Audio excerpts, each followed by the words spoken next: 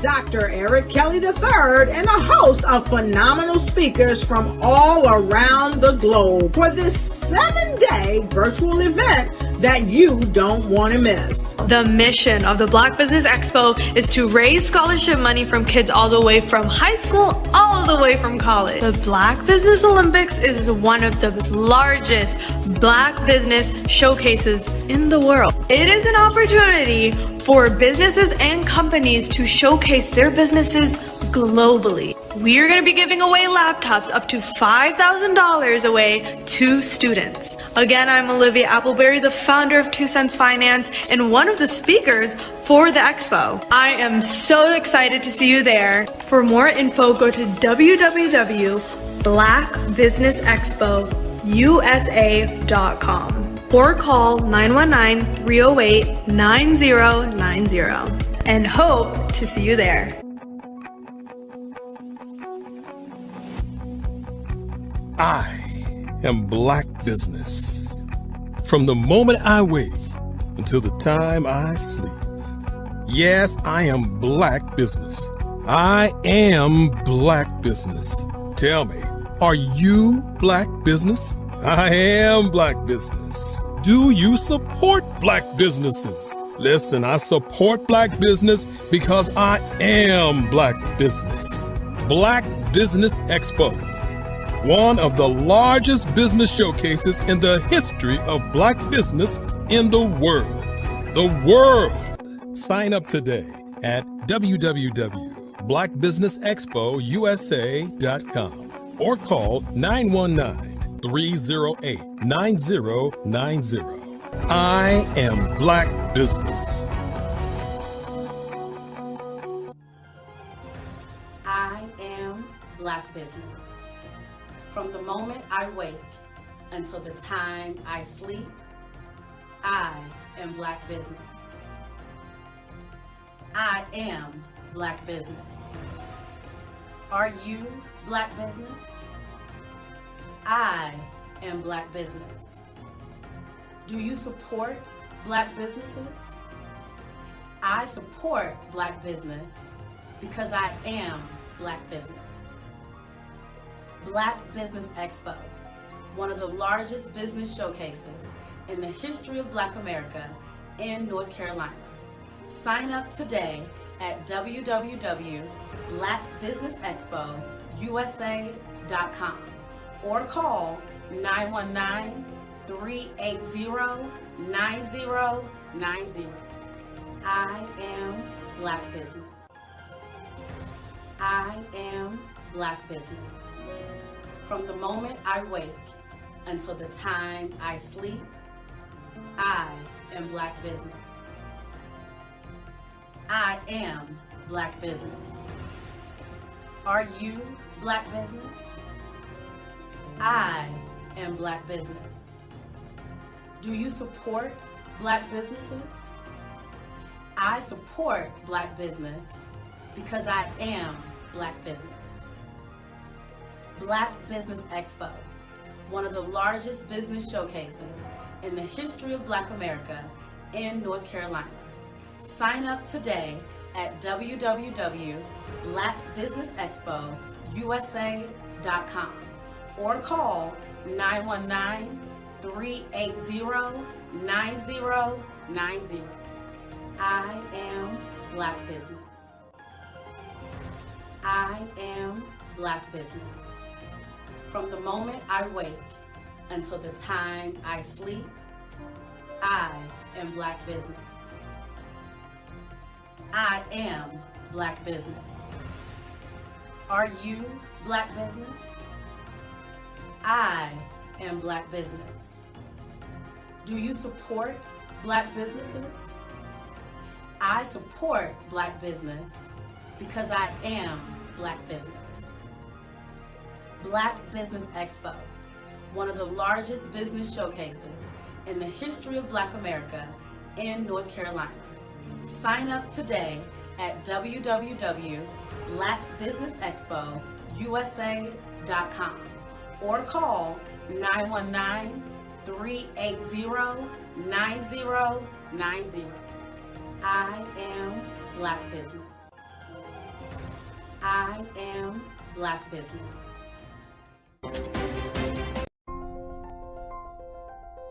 What if you could build your own city? A place where every child can find nurturing people to help them achieve their full potential. A place where every adult can access job training support. Where health education is abundant. Where social justice ruled the land. A place without limitations. Welcome. You have arrived at STEM City USA. It is what every city should be. A safe and trusted community where you find people and resources to help you become everything you are and beyond. STEM City is unlike anything you have ever experienced. It is a digital twin of the world around you, only better. STEM City is about energy and soul renewal. It is more than a digital world.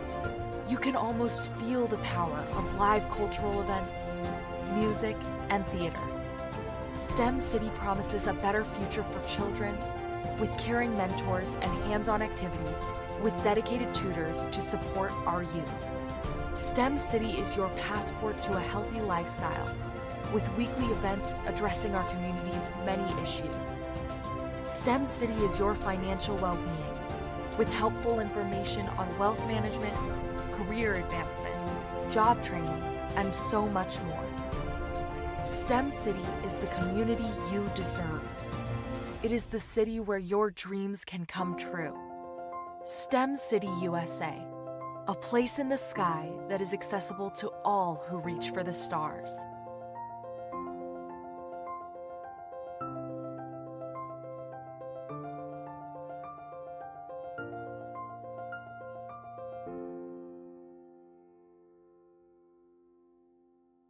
I was born in a little village on the island of Haiti. Many deadly diseases pounded me. It is as if they were on a mission to end my existence on this earth. I refused to give up. In 1983, I left Haiti and came to the United States of America. And I came with $5, 2 shirts. I didn't speak in English. I came to Atlanta. I got a job. I was a doorman. I was a doorman with a dream. What I used to do, I used to come on stage. I'd rehearse this moment that I'm standing in front of you. That's the power of a dream. Maybe today is the day you begin acting as if you already have it. And then step out with full force. Take a risk. No condition is permanent. Don't let your situation distract you. You are chosen. You are called. You are born for a purpose in this life.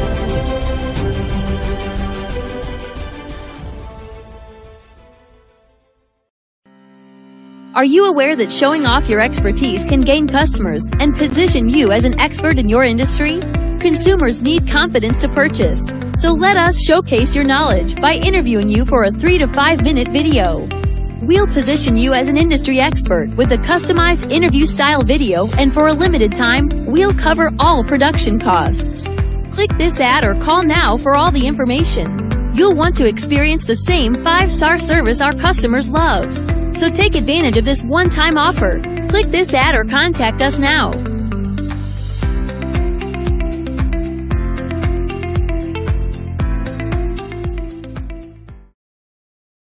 phenomenal Tanya T. Wise, who is here from the great state of Maryland. Tanya, welcome and thank you for being with us today. Can you indulge our audience a little bit and tell them just a little bit more about who you are and what it is that you do? Well, I love being able to talk to people and have a magnetic attitude, being able to just show them. So I always like to say, level up is Coach at Tanya T. Wise here. So can you tell our audience, just give them a teaser about what your presentation will be about? So my philosophy is that we should all be living our dream life. So tomorrow I'm going to talk about how you start living your dream life. What are some of the things that you thought about in your childhood that you just kind of let go and dormant? Wow. And I want to reignite that and just give you some pointers and some tips, some tools, some strategies to be able to start living your best life now. And guess what, Wanda? And leave an inheritance for your legacy. Oh my goodness. Okay, I know that's resonating with a lot of people. I've heard that you have a dynamic coaching program. Can you tell us a little bit more about that? Absolutely. So our coaching program help people that have the lack of time, that lack strategies, and lack the confidence to go after their dream life. So we help them implement tools, we help them implement strategies, as well as give them resources so that they can live their best life now and leave that inheritance. Wow. Oh, I love that. I love the leave the inheritance part. Listen, you are dropping some major nuggets, and I know a lot of what you're saying is resonating with a lot of people, but I think we're all curious. How did you even make this transition into the speaking and coaching arena? What's the story behind this? So I started out in finance, and I realized that a lot of people don't necessarily go after their dream life because of the lack of finances or the education behind finances. But it wasn't until I lost my firstborn, my only son, that life changed for me. And where I was going after it all, living the corporate life, hit my 6-figure income and living in my dream house with my dream man, driving my dream car. I nearly lost it all when I lost my son. And so I realized it only takes one financial catastrophe that can change your entire life. That's what made me start All New Beginnings. Because no matter what's going on in life, there's a new beginning. And because of that, we develop a program called Wise Minded. My little slogan is, don't just dream it, let's live it. If they want to connect with you or work with you, what is the best ways for them to be able to do that? Well, for my social media guru, you can connect with me on every single social media platform as Tanya T. Wise. Are you a forward-thinking entrepreneur or business owner? The world is changing faster than ever, and it's time to pivot and adapt to the future. Hello LLC is here to help you do just that. Hello stands for helping enterprises leverage leading-edge optimizations. Our innovative solutions can streamline operations, reduce overhead costs, and give you a competitive edge in a market projected to reach $5 trillion by 2030. By pivoting to the metaverse, businesses can tap into a rapidly growing market that is projected to be a significant part of daily life for 25% of Americans by 2026. As a full digital metaverse agency, the Hello LLC can help you create custom solutions to streamline operations, increase productivity, reduce costs, and drive brand recognition. Why should you pivot to the metaverse with the Hello LLC? By leveraging cutting-edge technology, you can provide immersive experiences for your customers, expand your global reach, and unlock new revenue streams. Contact us today to make the pivot.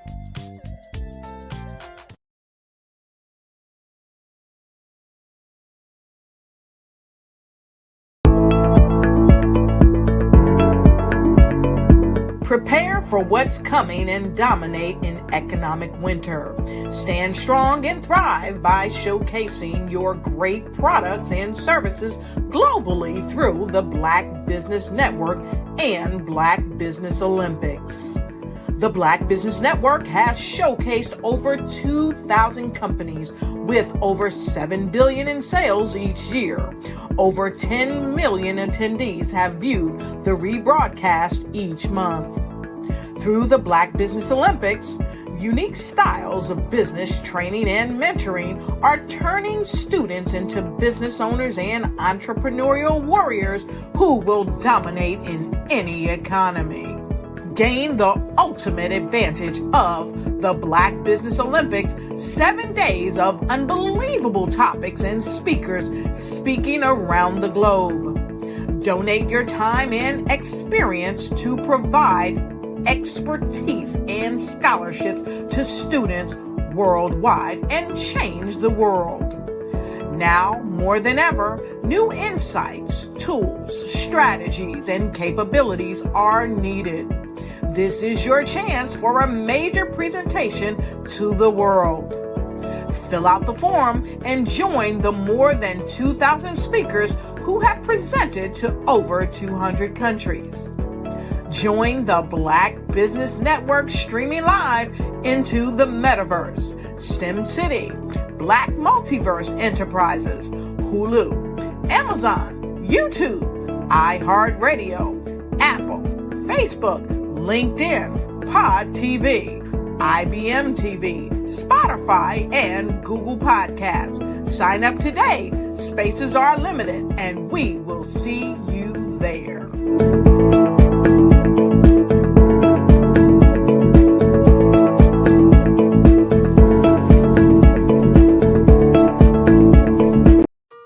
Hello, this is Israel, and I am CEO of Daydreams Interactive and author of Princess Planet. So, genius is common, and as a kid, I loved to daydream. Even as an adult, I loved to daydream. And when my daughter became 6 and loved princess characters, but we just could not find the diversity that showed her, we created our own characters. So, for instance, you have Princess Nulu right here. Princess Nulu is from Uganda, and her genius is that she loves to take care of animals. She can actually even listen and hear what they say. And then we have Princess Isabella right here. Princess Isabella, she's from Cuba, and her genius is biochemistry. One day she hopes to eliminate disease. Then we have Princess Nia right here, and Princess Nia is based off of my daughter, and she is what she wants to be, the greatest dancer alive. So that's her genius. So what's your genius? My genius is my imagination. Genius is common.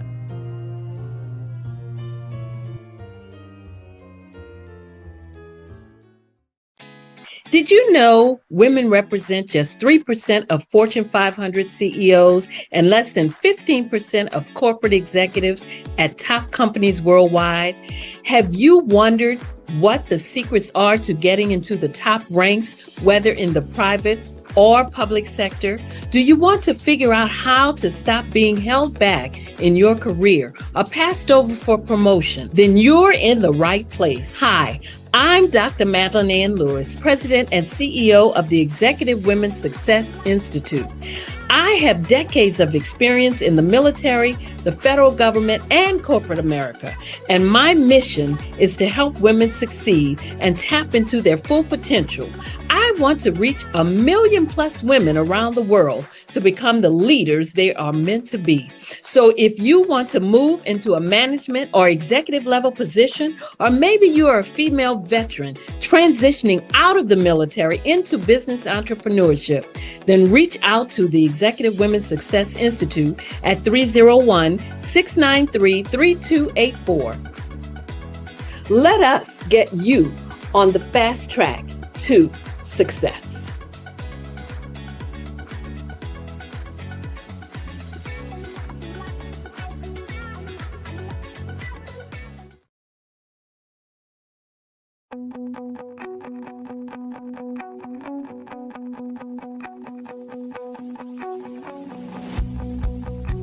I am Black Business.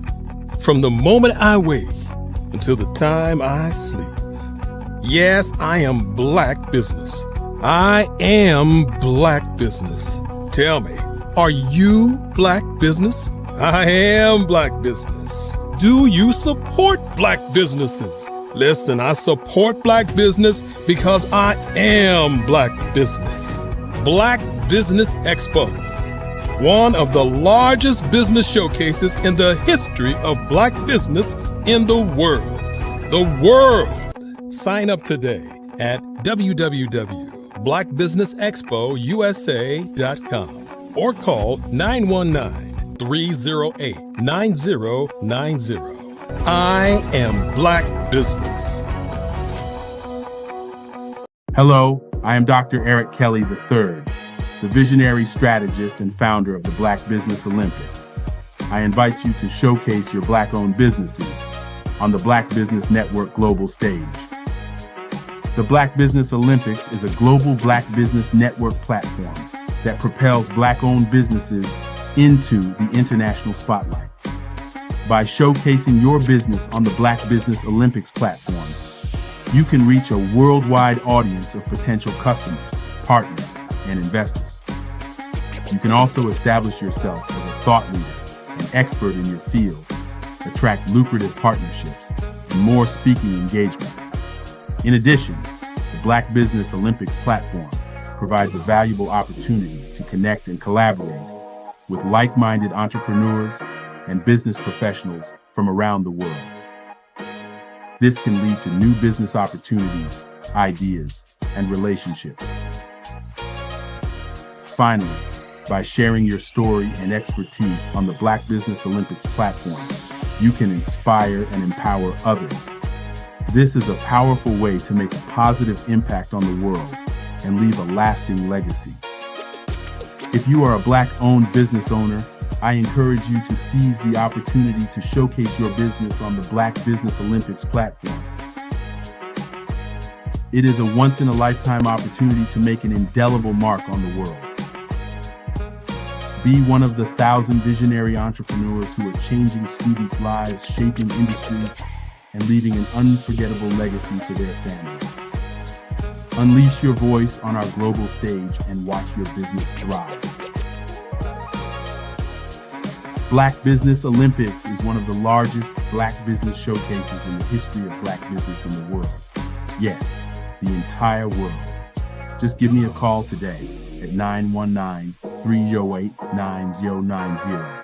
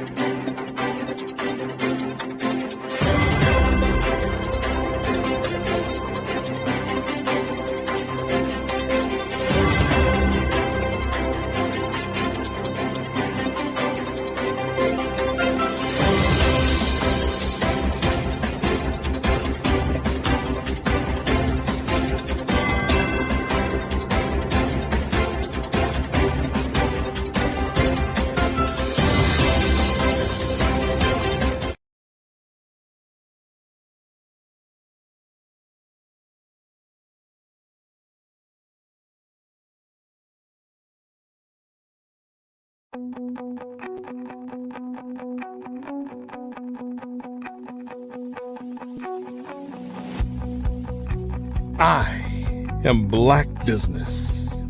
From the moment I wake until the time I sleep. Yes, I am Black business. I am Black business. Tell me, are you Black business? I am Black business. Do you support Black businesses? Listen, I support. And good morning, business owners, entrepreneurs, thought leaders, and corporations, and welcome to the Black Business Network. My name is Coach Kimberly Williams. I am your business moderator for this morning on the Black Business Network. The Black Business Network is a 24-hour business network showcasing Black businesses, business owners, entrepreneurs, and thought leaders worldwide. We have speakers from North Carolina, London, Singapore, Africa, Japan, and cities all over the United States. The Black Business Network is a global community sharing its business knowledge to empower, inspire, and educate businesses about business. And today I want to introduce to you an entrepreneur by the name of Alan Thornton. And so I just want to share with you a little bit about the Alan Thornton and the 40-acre plan and how he started business after being burned. He is an author of Money for Your Mission book and workshop series, founder of the 40-acre conference, and I Am a $1 Million Dad platform. He's a former enterprise software sales director and a real estate investor, single family and commercial investment. Just for your information, he's generated over $1 million of revenue and over 700 clients with current tech company MFYM Incorporated. His platform is backed by government officials, corporate execs, celebrities, investors, influencers, and entrepreneurs. He's personally sold over $23 million of enterprise software licensing since 2011. He's helped hundreds of organizations find and secure over $28 million in MFYM. He's the Forbes Business Council Top 50 Startups to Watch in 2021 and Top Accelerator Program on Amazon's for startups on the front page. I am so excited to present to you none other than Mr. Alan Thornton. How you doing today, Ms. Williams? I am doing phenomenal. It's very good to meet the likes of you. I just want to let you know that genius is common, and I will see you on the other side. Excellent. Well, I want to thank you so much for that introduction, and I'm glad to be here, and even more eternally grateful to Dr. Kelly for, one, putting on this platform, and two, being able to let all of us congregate not only in a space that's virtual like this, but also in the metaverse. I was sitting there walking in the lobby myself like, man, this is absolutely phenomenal. So I'm going to leave you with a couple things today. My name is Alan Thornton, as you heard from Miss Williams with that eloquent introduction. We're going to go over the past of kind of how we got here, the present of what we have right now, and just like Dr. Kelly does so well, go into a few things in the future. So just a little bit about my background, not to impress you, but more to impress upon you. I have failed at a lot of things. And one of the things one of my other mentors says is it's okay to fail as long as you're failing forward. So many times are we taught that failure is something that we don't want to do. And I would encourage each and every one of you to fail more, because if you fail more, you reach to greater heights and you have something bigger to strive for. And when you get into bigger rooms where you're not the smartest person in the room, you're not the richest person in the room, you're not the strongest, fastest in the room, you can learn from those that are greater than you. And I've learned to really get comfortable with being uncomfortable. And I'm going to drop a few things in the chat. I would encourage you all the way through this to get uncomfortable.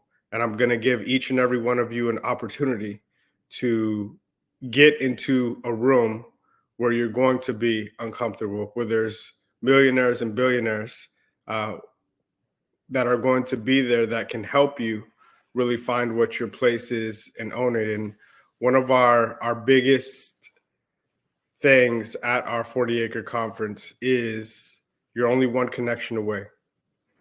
And life moves at the speed of relationships. So here's what I want to frame you and just give you a brief story of how we got to some of these relationships. You already know at the end, it ends in a room that I'm going to drop in the chat how you can get there.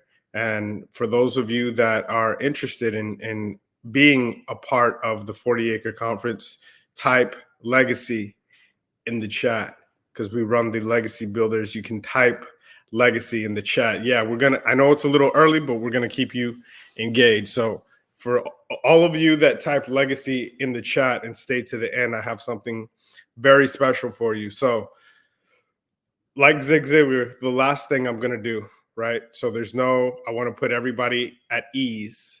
Zig Ziglar's famous for this. He used to say, look, I'm going to go through my time with you today, and the last thing I'm going to do is sell you something. So everybody can be at ease here, knowing that. So type in legacy in the chat if you would like something special at the end.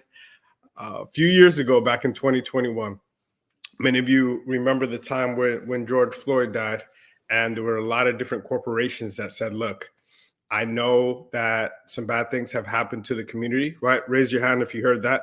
I know some bad things have happened in the community, but we really want to help, right? To the tune of writing out very nice press releases of plans and thoughts and ideas that were probably in good intention and they meant to happen, saying, look, we're going to disperse $1 million in the Black community, right? We're going to disperse $2 million in the Black community. We're going to allocate, right, $10 million for the Black community. We're going to give out $100 million for the Black community, right? It almost got like an auction. We are going to, do I hear 100 million, right? Do I hear 500 million? Do I hear $1 billion?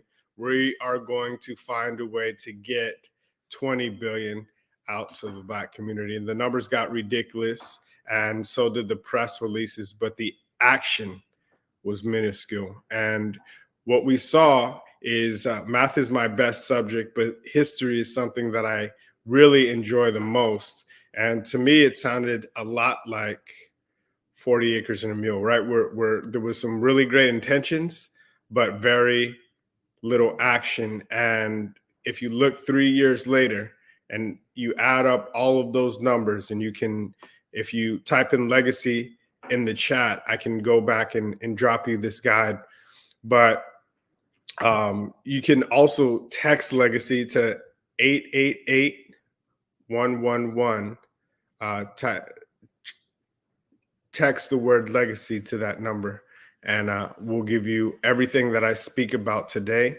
You'll get a direct link for it. Also, a special opportunity to join us and be in the room. So during all that time, right, and 40 acres and a mule, for those of you that don't know, after the North had defeated the South in the Civil War, and an interesting fact, how things change and based on the narrative. I know we're in a lot of different elections, but Abraham Lincoln was actually at that time a Republican, and who actually freed the slaves. And 40 acres and a mule was one of those promises that before he got assassinated, right, he promised everybody 40 acres and a mule, right? And unfortunately, once he got assassinated, Andrew Johnson had overturned that, and all of that disappeared. There was very little implementation, right? There was very little disbursement, and then there was no way to track it, no way to manage it. And when you just think about that, like, just take a moment. If you were a freedman and you thought you were getting, I was just reading this book called Gideon City, and they were so happy once they got freed, right, from years of oppression. And they were finally promised 40 acres and a mule. And then it was taken away, right? How would you feel? So in reading all these books and looking at all the spirits of the past, we couldn't let this happen again. So we started the 40 Acre Conference, right? And not so much to shame those of the past, but to really pick up new disciplines for the future and ensure that that didn't happen again. So I did not know, I didn't have a big following, right? On Instagram and, some of my other platforms, I probably had less than 200 people. But I knew how to get in the room, right?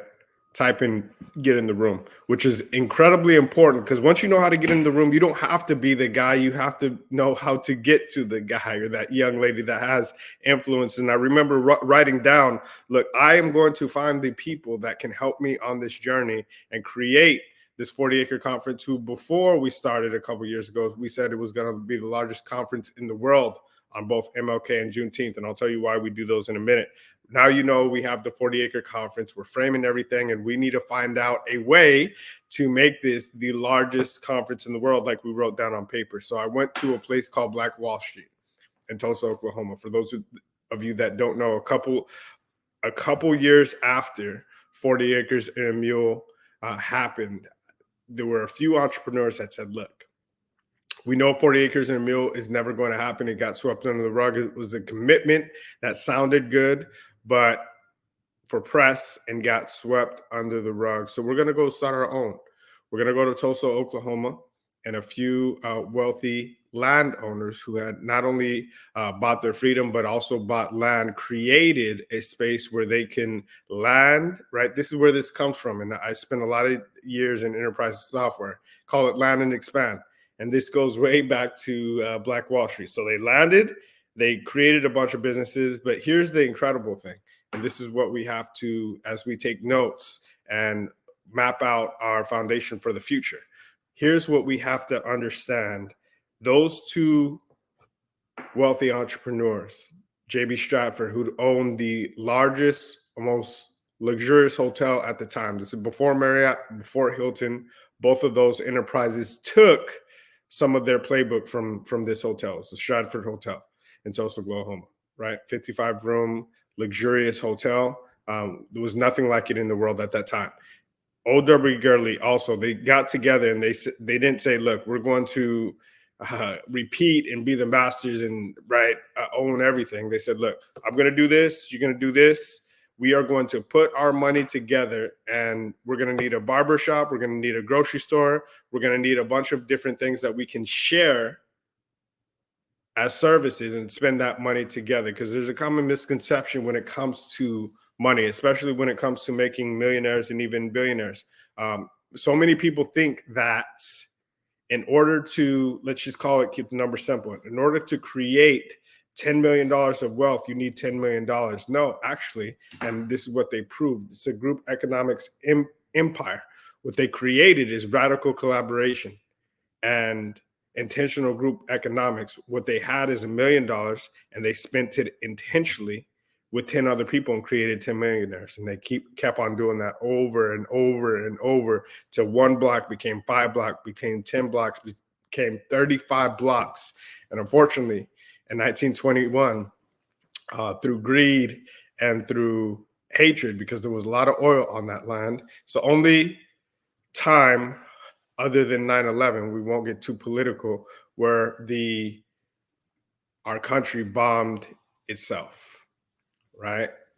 And this is back in 1921, where we bombed our own people, and that got swept under the rug. And unfortunately, that land was never returned. That land was swept up, and the homes, the people were asked to leave, and it's never been the same. When I visited in 1921, there were probably 5 or 6 Black businesses in that whole area, much less on just Greenwood Avenue. So as we look at that, there was a lot of uprising that came out of that. And from that, there was never really, there were a couple other Black towns, and a lot of them got dispersed. A lot of them got burnt down, right? In that 1919, which through 1923 was horrific for our people during that time.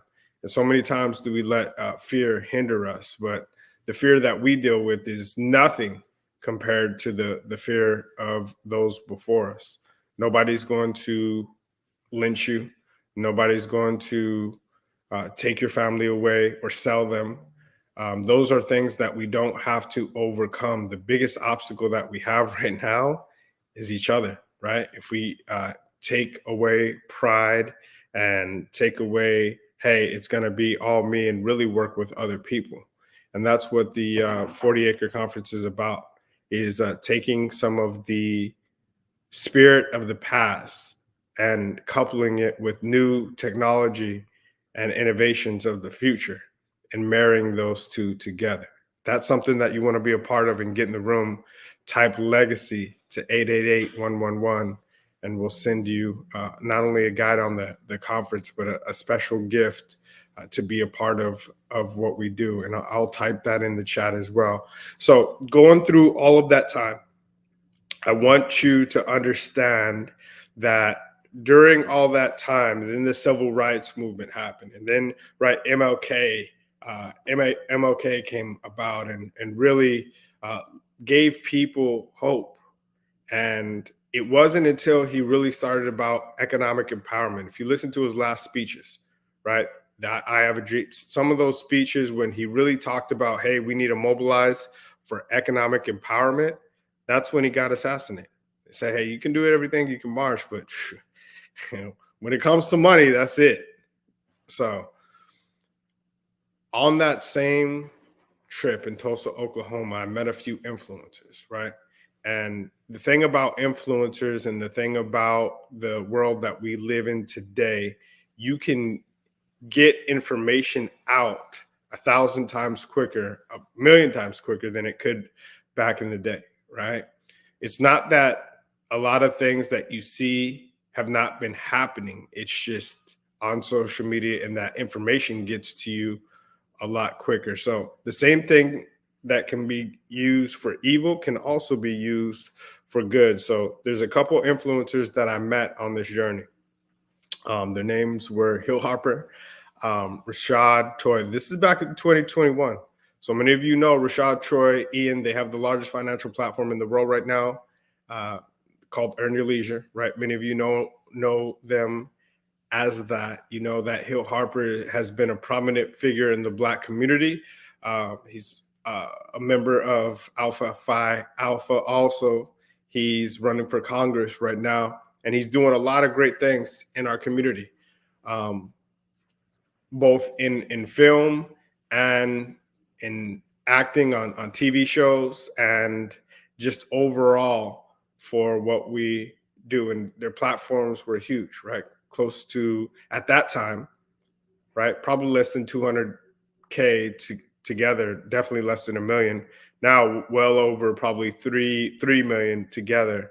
But during that time, they were talking about group economics. They were talking about, and this is the centennial of Black Wall Street. I know this is like a premonition and then bringing you to the present, right? Like a good movie. We'll put this in a documentary one day. We'll call Spike, right? He has the 40 Acres and a Mule film company. One of the things that I wrote down as well, and I desire to do, and we're going to make it happen one day. But just during this time, back in 2021, remember, this is the centennial of Black Wall Street, where everything got burned down. I met these influencers, right? And I told them, look, I got this 40 acre thing. I don't know really how to package it, but I can tell you it's going to be big.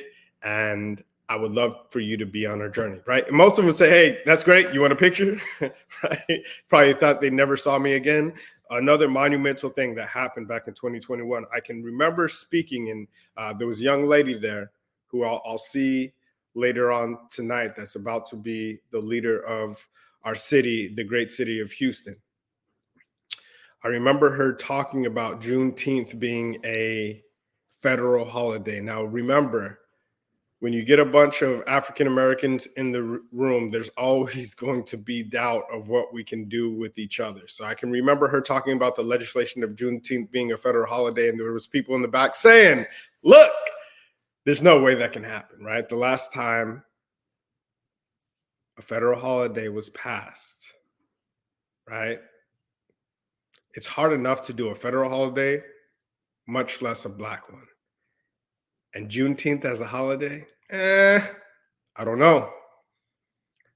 I can remember walking to her after and saying, look, not look, but Honorable Sheila Jackson Lee, such a pleasure to meet you. I don't know. I have a big vision and I don't know really how to execute it, but I believe that Juneteenth is part of it. And I know you're going to get this passed and eventually I'd love to work with you. And again, she said too, well, she's a person of action. She said, well, let's make it happen. Again, probably, would you like a picture? Took a picture. Probably thought she'd never see me again. And no, I looked in her eyes. She knew she was going to see me again. I just didn't have everything packaged, right? Fast forward a year later, Juneteenth becomes a federal holiday. 90 days later, Earn Your Leisure was talking about InvestFest and making that a federal, and doing that. I saw them put 4,000 people in a room in less than 90 days. Now, granted, they had a big platform and a bunch of celebrities that were on their side, but I saw them execute on a vision. 90 days later, we executed on our vision, started our own conference.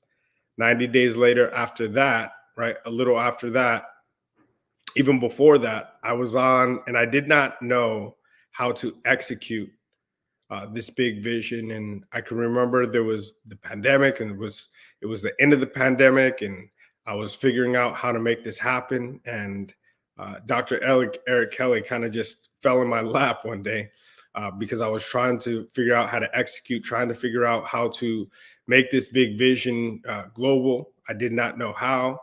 And the how's not up to us, right? You have to make a decision that you're going to make something happen and then make it happen. And I can remember Dr. Kelly, me writing down a bunch of things, right? And as a man thinketh, so shall he be. Even though it may not be him, help will be on the way, and just show up in the middle of the night. And I remember Dr. Kelly putting me on this platform, and we streamed and we executed on our conference about 90 days after I saw Earn Your Leisure put all those people in a room, and we streamed to 200 countries. And the incredible thing is we even streamed to Africa. And I got a call shortly after our conference talking, and in a heavy African accent, I can remember the gentleman said, hey, we would love to come to Africa. And I hung up, right? Because I thought it was a scam. And he called back and he said, hey, send up some official paperwork. I told Dr. Kelly. Dr. Kelly said, I don't know. But I said, man, I have to go. This is part of my journey. So I went, and it was an incredible experience. And I can remember sitting in the back and talking to Dr. Kelly and talking to my mom, and right, telling them how I had this police escorts and this nice hotel. And I can remember thinking, man, either this is it or this is going to be something really great. And it was something really great. And they started African American Descendants Day in the Congo. And that experience really opened my eyes, not only to the things that were possible, but how life really moved at the speed of relationships, and how just a little bit of information and connections can change your situation literally overnight. And during that time, when I came back, I can remember Juneteenth getting passed, and I went back to Sheila Jackson Lee and said, look, I would love to work with you again. And we established the Juneteenth Hall of Fame, which we own globally. And not only did we have people here in the States, but we run basically the Grammys and the Oscars for Black entrepreneurship. And later on, fast forward, I put out these things and I wrote down again, look, this is going to be like the Hall of Fame, right? Because we started the Juneteenth Hall of Fame of Black entrepreneurship. And we're going to have, just like the NFL, the MLB, have those bronze statues of people. And I didn't know how to execute it, but one of our honorees, I can remember he couldn't make our actual ceremony. And I went to his conference and I gave him his award. And at that same ceremony, he was unveiling the Black Legacy Museum, where just like I saw, and I was just staring there in awe. And I paused just like that for a minute, just overwhelmed, because the exact picture that I saw in my mind was now on screen.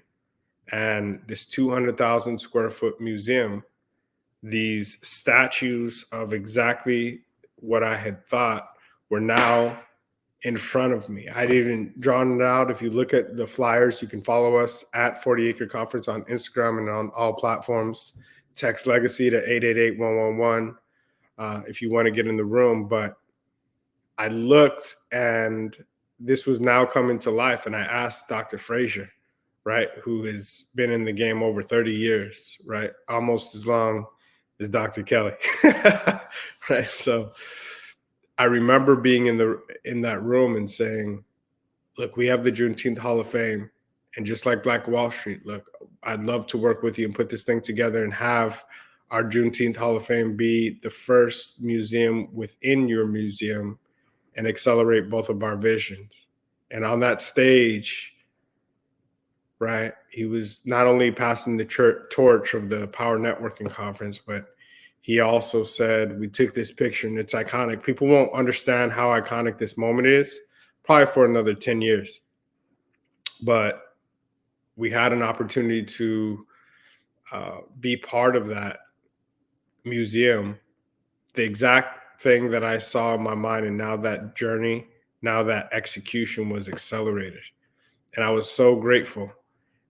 After that, fast forward to where we are right now, this has been a phenomenal journey. And I take everybody, and I spent so long giving you the story because, as Dr. Frazier said, every picture looks good when it's framed correctly. So now that you know the story of how we've come about, it is our fifth 40 Acre Conference. And prior to that, I'd never done a conference, right? You heard some of the accolades in my bio, not to impress, but more to impress upon you. I spent a bunch of years in enterprise software. I built a 7-figure business in grants and government contracts, and we switched during the pandemic really to double down, but also because we had a few of our large clients that couldn't pay us, right? Helped one gentleman get over $12 million in less than 90 days, and didn't pay us, right? And with 24 employees, you never know. And I thought that was the end of the world.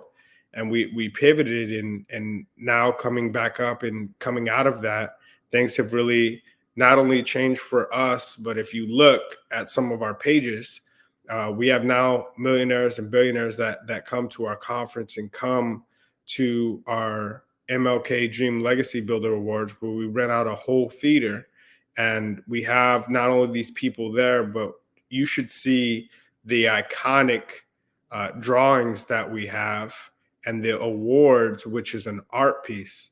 And Dr. Kelly doesn't know this, but I'm going to seek out his help to sketch out a piece of this award that's going to go to every awardee. It's similar to the 2 awards most of you have seen, and we're changing the narrative, right? You've seen the awards if somebody has like a platinum record, right? You see the record and you see their name at the bottom. So this is going to be that, but it's also going to be a sketch of history from 40 Acres and Mule, having 40 different iconic moments in history on the actual vinyl. It'll have 40 different affirmations from those past.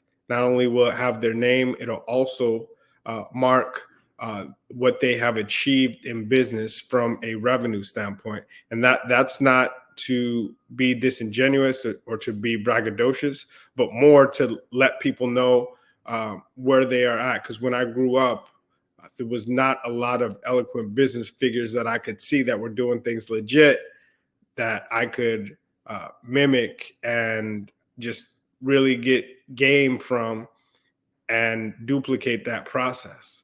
Right? The people that were around me that really had the things that I thought I wanted at that time were hustling. They were pushing weight, right? They were doing a lot of different things. And like many of us growing up, we were given the prophecy that you'll probably be dead or in jail, right? Because they saw that environment. But by the time you're 18, but if now kids grow up, and you'll see some of them, because I'm going to bring up we have kids that are 20, 21 years old that are millionaires, right? That you'll see at the Legacy Builder Awards. We have kids that are 13 years old that have bought their own bus and teaching financial literacy and made hundreds of thousands of dollars all over. And we give awards for that. Why? Not only just to highlight them, because there's not many awards in entrepreneurship, right? A lot of times it's a grind, but when you win, it's so fulfilling.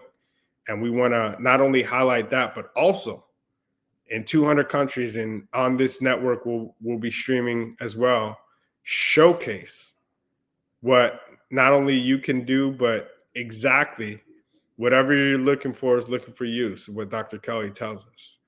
And there's somebody there that you're going to relate to, that you could walk up to, you could talk to. If you're virtual, you can DM and say, I'd love to see how you do this. And we have 19 different power coaching sessions where you can actually learn from them, whether you join their inner circle coaching program or not. You'll get realistic, implementable action steps that you can walk out and take to the next level during that time. We'll have a couple hundred different vendors, and we'll have over 100 different honorees, millionaires, billionaires that you can connect with. And all of these awards that are given, that are all art pieces, and we'll unveil what the award looks like at the same time as Art Basel. That happens in Miami on the 9th. But we'll unveil the new award, exactly what the look's going to be. And it's gonna go crazy, right? We have Getty Images that'll be there. We have a bunch of eloquent business figures that'll be there. So if that's something that you're interested in, type in Legacy to 888-111 so you can get in the room, so you can meet people. Now you have no excuse saying, look, I wish I could, I wish I had, I wish I knew, because now is your opportunity to really make a difference today, right? And my name's Alan Thornton. I run the 40 Acre Conference, and I'll leave you with this. When I was a little kid, I had some devious friends, right? And this is funny. And I remember there was this old man who's very, very wise old man. And we could never get him, right? He was always wise. He always knew the answer to everything. One of my friends who was kind of wild, he walked up to him one day and we said, what do you got? He ran up. He's like, look, I got this baby bird. I have this baby bird, and I'm going to get this. And I'm finishing up real quick, Mr. Williams. I want to tell the story. So I got this baby bird, and I'm going to put it behind my back. We're going to get this old man, right? He won't know the difference, because I'm going to put the bird behind my back. And when I put this bird behind my back, if I ask him, is it dead or alive? If he says alive, I'm going to crush the little bird. And I said, oh, that's awful. If it is not alive, if he says it's dead, I'm going to show him that it's alive. So I said, man, that's kind of sick, but let's go do it. So, right, we're always interested. So he goes up to his old man. He says, old man. He's blind too. What do I have in my hand? And he's a wise old man. He said, a baby bird. Mm-hmm. And he asked him, is it dead or alive? And he looks at us, gives us a wink, says, I got him. And he says, the answer is in your hands. Wow. So my name is Alan Thornton. I go by Mr. 40 Acre. I've given you some great information. What you do with it is in your hands. Thank you. Oh, Mr. Thornton, that has been a phenomenal conversation. We're very grateful that you have shared your legacy with us and all that you are doing for our community. It's been a blessing to hear from you. I want to let you know that genius is common, and I will see you on the other side. You have a blessed day. Thank you. Thank you. The Black Business Expo's mission is to raise funds for high school seniors going to college or K through 12 entrepreneurs. This expo is a fundraiser for students, and you may go to www.blackbusinessexpousa.com to donate to the scholarship fund, or you can use the Cash App that's on the screen. And the Cash App is $BBXUSA. Our goal is to give laptops and up to $5,000 to 10 students. Students can register online at www.blackbusinessexpousa.com. Every dollar counts, so we want to remind you to donate to the scholarship fund. Now, we want to take time to thank our Black Business Expo USA sponsors for November 2023. They are as follows: North Carolina 100, Moody Capital Partners, Suede Soul, Lotus Rocher Coaching and Training, Carolina Virginia Minority Supplier Development Council, Step Management, BHS and Associates, BBM Media, Margie McLean Foundation Incorporated, Hello LLC, Genius is Common, Earth Essentials, Milani Shani Global, Executive Women's Success Institute, The Quality Coaching Company, Superwoman Business Services, Creative Force Studios, Lee Entertainment, Artistic App Design, the Black Business Expo USA. Genius is common, and I'll see you on the other side.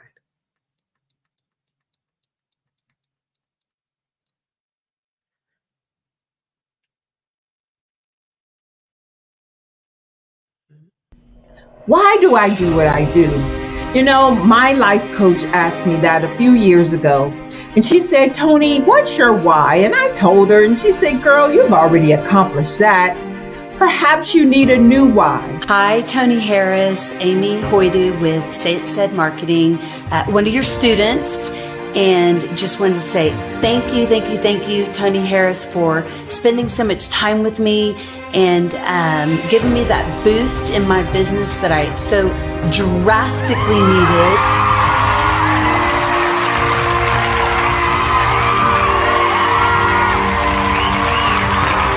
My why is to touch, move, and inspire my clients to take drastic steps to be better than they were before they met me. I'm a resource, I'm a connector. I want to help people build deeper relationships that are beneficial to their life and business. That's what I do best. So, first thing you got to do is show up. And speaking is a way to magnetically attract your ideal client to you. How many of you use social media that way? Absolutely, and this is how you look to the world. Drastic steps are the steps that are needed to be successful. And my business is drastic denotes a mindset. Getting out of your comfort zone. Doing something that you don't necessarily feel comfortable doing, want to do, but you know it's a necessary step to be successful in your business. I get the most satisfaction when I see my connections flourishing into relationships long after I am gone. Hi, my name is Jasmine Augustine with Media Jasmine, and I've joined several networking and referral groups in the area. And Network in Action Northeast Houston with Tony Harris Taylor is one of the best organizations that I've joined. I love that piece of what I do, and it is what fuels my fire.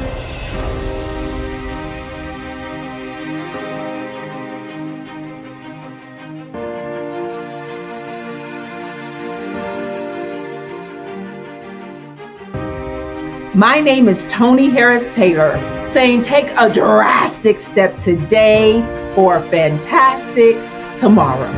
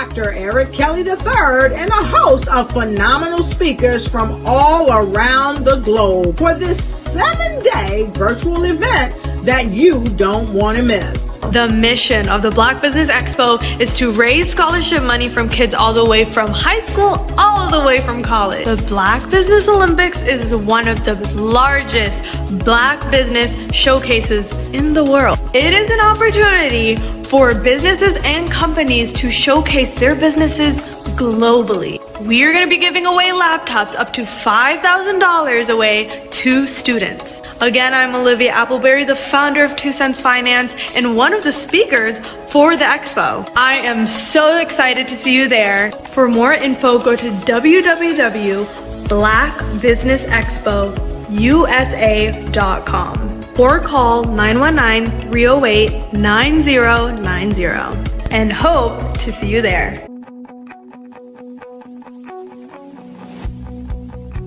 I am Black Business. From the moment I wake until the time I sleep. Yes, I am Black Business. I am Black Business. Tell me, are you Black Business? I am Black Business. Do you support Black businesses? Listen, I support Black business because I am Black Business. Black Business Expo, one of the largest business showcases in the history of Black business in the world. The world! Sign up today at www.blackbusinessexpousa.com or call 919-308-9090. I am Black Business. I am Black Business. From the moment I wake until the time I sleep, I am Black Business. I am Black Business. Are you Black Business? I am Black Business. Do you support Black businesses? I support Black business because I am Black business. Black Business Expo, one of the largest business showcases in the history of Black America in North Carolina. Sign up today at www.blackbusinessexpousa.com or call 919-380-9090. I am Black Business. I am Black Business. From the moment I wake until the time I sleep, I am Black Business. I am Black Business. Are you Black Business? I am Black Business. Do you support Black businesses? I support Black business because I am Black business. Black Business Expo, one of the largest business showcases in the history of Black America in North Carolina. Sign up today at www.blackbusinessexpousa.com or call 919-380-9090. I am Black Business. I am Black Business. From the moment I wake until the time I sleep, I am Black Business. I am Black Business. Are you Black Business? I am Black Business. Do you support Black businesses? I support Black business because I am Black business. Black Business Expo, one of the largest business showcases in the history of Black America in North Carolina. Sign up today. How many times have you been asked to help someone you didn't even know, a student, a business entrepreneur, or did you ever even ask, where did they end up? that business, that friend, that entrepreneur. Well, just maybe they ended up in a gang, bankrupt, homeless, or worse, dead. Maybe they turned to crime, drugs, and alcohol. Did you ever wonder? Did you destroy their dream, or was your life always so easy? At the Black Business Olympics, we started a movement to help students complete. Give them hope and foster success. Help them to leave their dreams of providing laptops, computers, and up to $5,000 in scholarship funds. Today, we ask you to help a student, a business owner, or an entrepreneur to realize their dreams by sponsoring them, supporting them, and buying from them. Consider this. With $1.6 trillion in our Black community, we only ask for a small donation for our students, our businesses, and our entrepreneurs. And you can change a life today. So I ask you, what are you going to do? Sit on the sideline and watch our students in high school be losers, miss out on their dream from lack of resources? Or are you going to donate to the movement and change their future and yours as well? Give us a call today at 919-308-9090. Change their life by investing with action to the Black Business Olympic Fund. The Black Business Olympics, one of the largest business showcases of Black business in the history of the world.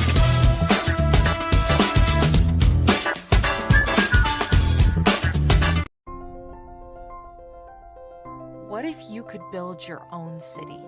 A place where every child can find nurturing people to help them achieve their full potential.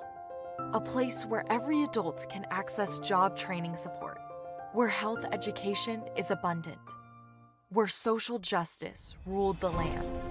A place without limitations. Welcome. You have arrived at STEM City, USA. It is what every city should be. A safe and trusted community where you find people and resources to help you become everything you are and beyond. STEM City is unlike anything you have ever experienced. It is a digital twin of the world around you, only better. STEM City is about energy and soul renewal. It is more than a digital world. You can almost feel the power of live cultural events, music, and theater. STEM City promises a better future for children with caring mentors and hands-on activities with dedicated tutors to support our youth. STEM City is your passport to a healthy lifestyle with weekly events addressing our community's many issues. STEM City is your financial well-being with helpful information on wealth management, career advancement, job training, and so much more. STEM City is the community you deserve. It is the city where your dreams can come true. STEM City USA, a place in the sky that is accessible to all who reach for the stars.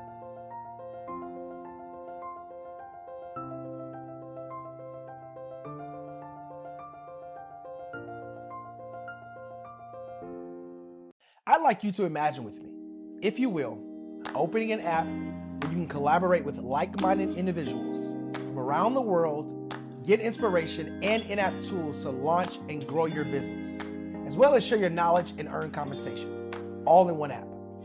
Well, the name of that app is Truso, short for Truly Social. Hi, I'm Matthew Newman, the founder and CEO of Truso, a new concept in social media. Truso is designed from the ground up to be a platform that's both social and empowering for all its users. How exactly do we do that? I'm glad you asked. First, Truso brings the world together via video. Psychologists assert that video provides a significantly more effective connection than audio only. When you enter a community on Truso, you're face to face. Second, on Truso, you don't have to have 1 million followers to monetize. Our business model allows all hosts and moderators to monetize, no matter the size of your following, by 1, producing fee-based content, and 2, inviting others to join the platform as subscribers. Even more, Trousseau has an in-app resource library with over 100 free resources, forms, and documents to help you build your brand and grow your business. Third, Trousseau is inclusive. The deaf and hard of hearing communities make up 360 million people worldwide. Unlike audio-only apps, Trousseau embraces his community, providing a networking platform that allows them to participate via video and closed captioning. We even have a deaf and hard of hearing foundation in the works as well. Fourth, Trousseau is both social and safe. We refer to Trousseau as a virtual extension of the beauty shop, barbershop, and brainchild of the community. A place where there's laughter, along with wisdom, growth-oriented conversation, and genuine connections in a safe space. Trousseau even has proprietary security to ensure we maintain a safe environment for everyone. Where are we at now? Trousseau is live, y'all. We've launched in beta and we're acquiring users daily. We have an incredible development and marketing team, plus amazing celebrity influencers at the table, helping us spread the word around the globe, beginning within the African diaspora and beyond by creating a safe space for growth, connection, and collaboration. We're truly excited about Trousseau. We've created something special for which there is a global market. And we invite you to embark on this journey with us as a shareholder. The future for Trousseau is truly bright. Join us and let's go there together.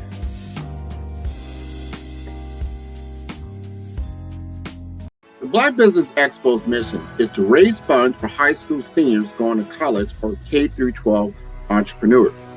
This expo is a fundraiser for students. Please, you may go to www.blackbusinessexpousa.com to donate to the scholarship fund or use the Cash App at $BBXUSA. Our goal is to give laptops and up to $5,000 to 10 students. Students can register online at www.blackbusinessexpousa.com. Every dollar counts. Please donate to the Black Business Expo USA Scholarship Fund.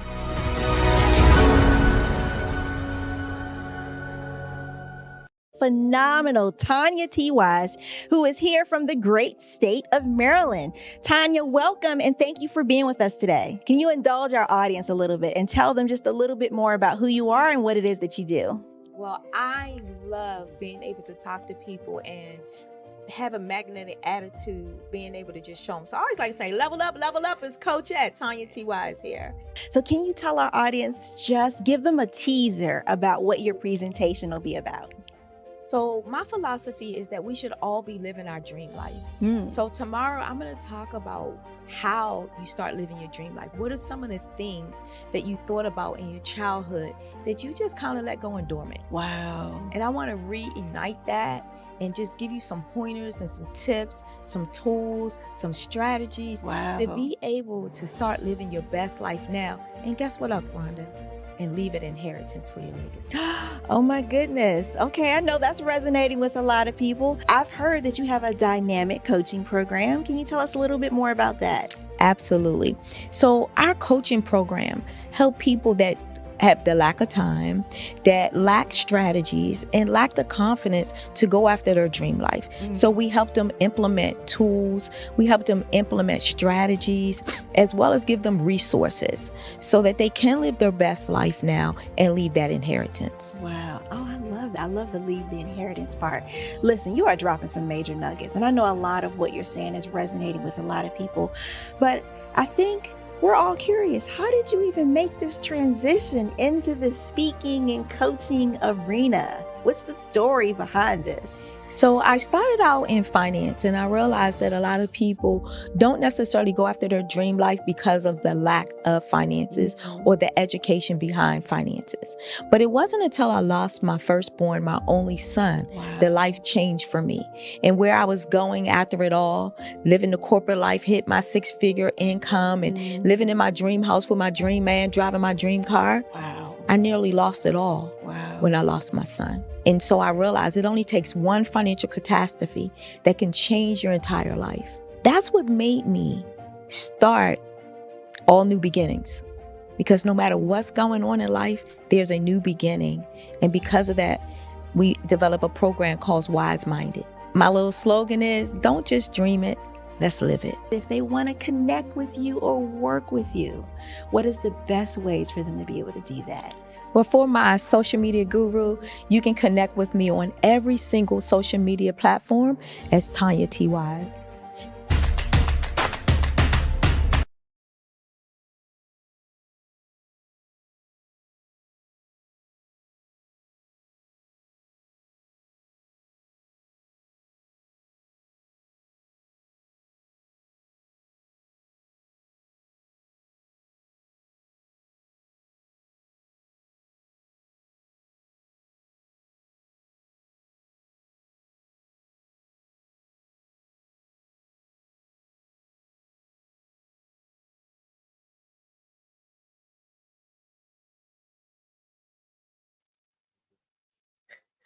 And good morning, business owners, entrepreneurs, thought leaders, and corporations. Welcome to the Black Business Network. My name is Coach Kimberly Williams, and I am your business moderator for this morning on the Black Business Network. The Black Business Network is a 24-hour business network showcasing Black businesses, entrepreneurs, business owners, and thought leaders worldwide. We have speakers from North Carolina, London, Singapore, Africa, Japan, and cities all over the United States. The Black Business Network is a global community sharing its business knowledge to empower, inspire, and educate businesses about business. Today, I'm going to have a conversation about becoming a change maker with none other than Arbor Cooper. A little bit about Arbor Cooper is she left her career as an engineer in 1996 to pursue entrepreneurship. After designing over 300 websites, working for a digital marketing agency, and being a SCORE mentor, she gained the knowledge and skills to excel in digital marketing. Arba is a multi-talented entrepreneur offering a range of services, including web design, technical training, speaking, and acting. Arbor has helped numerous entrepreneurs successfully launch and expand their businesses. Her unique skill is simplifying complex marketing concepts, making resources accessible and easy to understand. Arba is dedicated to empowering entrepreneurs by educating them on the importance of seeking guidance from seasoned professionals to save valuable time and resources. I present to you Arbor Cooper.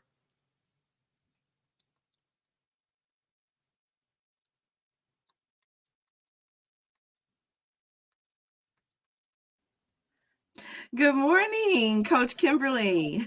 Good morning, good morning, good morning. I'm so excited to hear from you. We are elated to have you here, and Genius is coming. I'll be seeing you on the other side. Thank you. Thank you. So I'm here again. And I'm very thankful that Dr. Eric Kelly has asked me to be here. Are you doing an interview, or am I just speaking? Because I thought I was just speaking about my new book. Oh, there we go. Okay, wonderful, wonderful. Again, I want to thank Dr. Eric Kelly. Obviously, I must be doing something right if he's asked me to come back again. And I'm honored to come back this time to talk about my new book. Oh, okay, it's not going to show very well. That's okay. My new book. And I'd like to dedicate this book to none other than Tony Harris Taylor, who is one of the sponsors, her commercial played earlier. She is my business coach, and it was a challenge that she did that encouraged me to write this book. It's not a big book. It's less than 50 pages. But the thing is I did the challenge. And then secondly, I've dedicated this book to my parents, Morris and Ann Gibson. They have been married since 1960. Yes. That's 63 years of marriage. They are still together, and they're still in the same house that I was raised in. And then third is my husband, Richard Cooper, who is in the background there, who has just supported me so much in my entrepreneurial journey. And I thank him for that. He's my lover, business partner, and friend. And we have so much in the future to look forward to. And then finally, I have grown children, Justin and Jerice, and my book is a legacy that I'm leaving for them, as well as my business journey that I've done as well. And so anyway, let me talk about why I wrote this book. My book is My Leaps of Faith to a Purposeful Life. And I wrote this book because when I share with people how I got to the place I am now in my entrepreneurial journey, many say, wow, that's interesting. You should write a book. So I finally did. And I'm encouraging all of you out there that have everybody has a story. First of all, that's what I want everyone to know. Everyone has a story, and it's your story that is going to differentiate you in the business world. Because I'm a web designer, and I've been a web designer since 1999, but that is not anything that's really interesting or is going to make me stand out from all the other web designers out there. But when you hear my story of how I came to where I am, then that's what really makes the difference. So just a little bit, again, I said that, my parents, I am the youngest. I have 4 older brothers. I was raised with 2 of them. So from a blended family. And my parents both worked at General Motors. So I was very well off in my early years. So I can't say that I came from a poor family or difficulty, because I have both of my parents, and they both did well. So with that great foundation, I also did well in school, and didn't know at that time of what God was grooming me for. I loved school. I loved learning. And I actually was an honor roll student and excelled in math and science. However, I wasn't your typical nerd. I also I was in sports. I was in sports as track and cheerleading. And I also was in drama and what else? A lot of different activities, extracurricular activities in high school. And so because of my well-roundedness in high school, I was actually awarded, my extracurricular activities and my academics, I was awarded a full 4-year academic scholarship to Howard University. Yes. So this was my opportunity to be amongst other just exceptionally well-educated people like me. Let's just say people like me. I wasn't born in a Black environment, or I didn't live in a Black environment. So this was my exposure to finally being amongst people like me from all over the world. And so then I would say, let's just say a little bit out. There's more in my book about how this culture shock, how I took this culture shock, and I'm being very transparent about my life because it may help others. That I did become pregnant in college, and it was my senior year in college. And I didn't want to, I was the only one in my family to go to college, and I didn't want to disappoint my parents. And also, I didn't want to be a statistic because many times when young girls get pregnant, they drop out of school and get on the system and whatever. I didn't want that. I didn't want that for myself. I didn't want that for my child. So actually, me getting pregnant changed my life. It put me on a whole different perspective, a whole different line, where I started realizing that I have someone else to take care of, and I need to get my life together. So I didn't interview my senior year because I was 9 months pregnant. So I came back home with my parents, but Howard University, thankfully, allows you to interview after at least up to 1 year after you graduate. So I came back to Howard and I interviewed, and God blessed me that the recruiter was from HP, Hewlett Packard. Yes.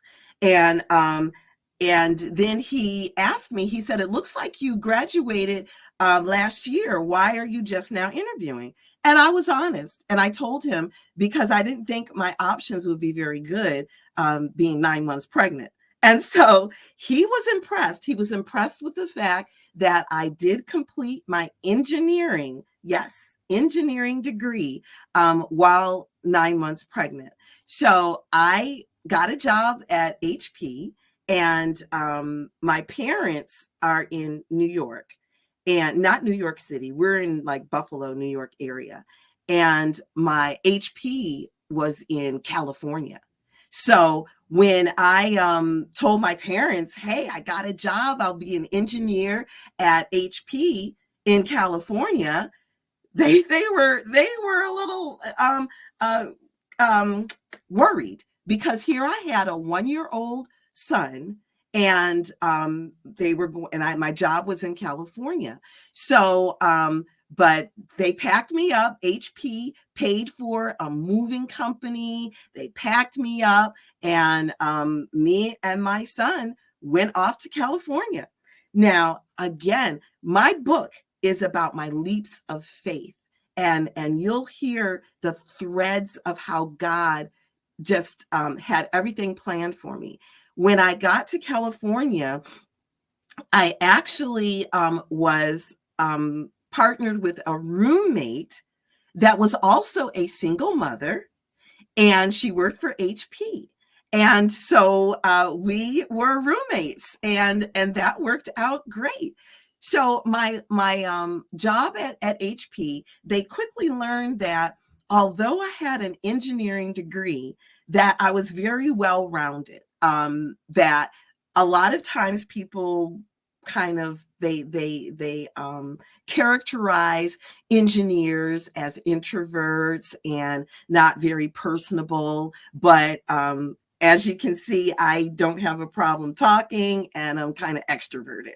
So they started giving me different projects and different things. I actually even got to go to Japan twice. Get my fingers over here, twice, because of my skill set. And there were some new products that they were introducing, and they needed someone to learn about the products and then teach the other engineers and sales reps about the new products.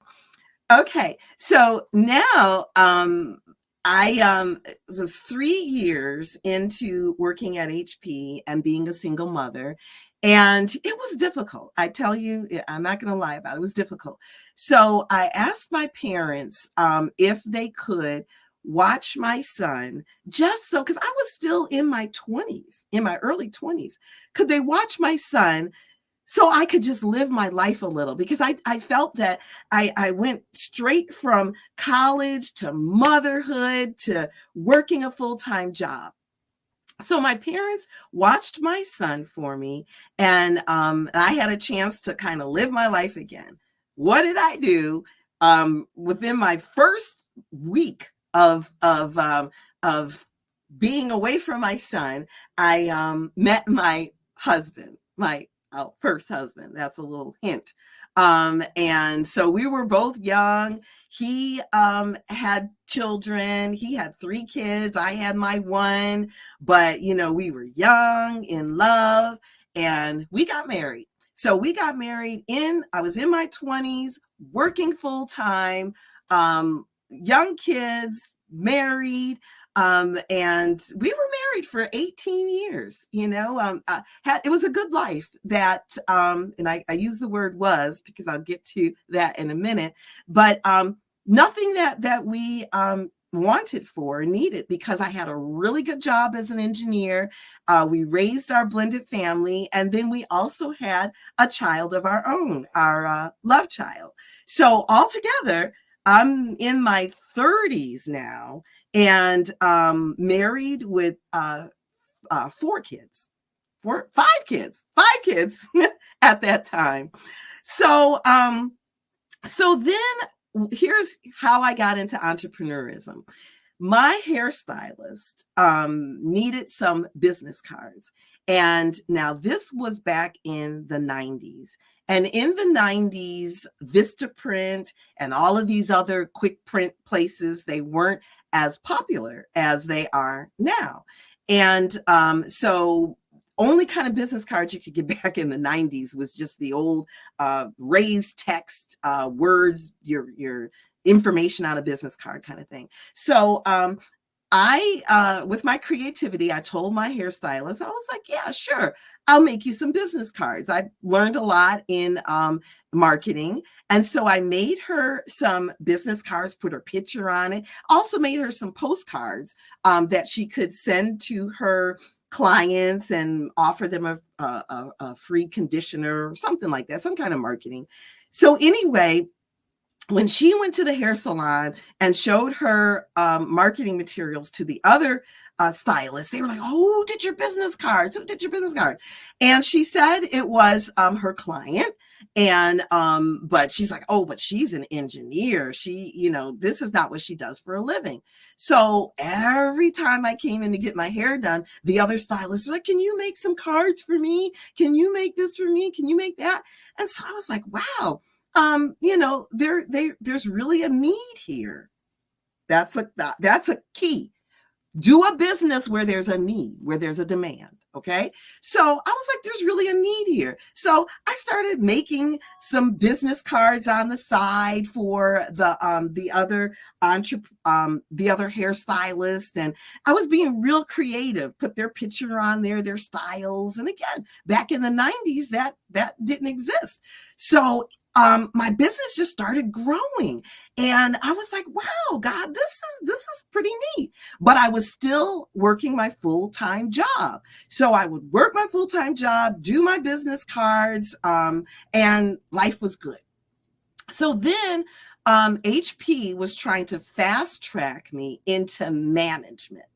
Now, that's where I drew the line. It's like, yes, I'm personable, but I did not want to be a manager. I didn't want to be responsible for somebody else's, livelihood. And also, I knew that my work ethic was quite different than everyone else's. And so, it's like I worked hard. I would get up early, go to bed late. I always very process driven. That's part of my engineering, to get stuff done. And I didn't feel that I really wanted to do that as an engineer.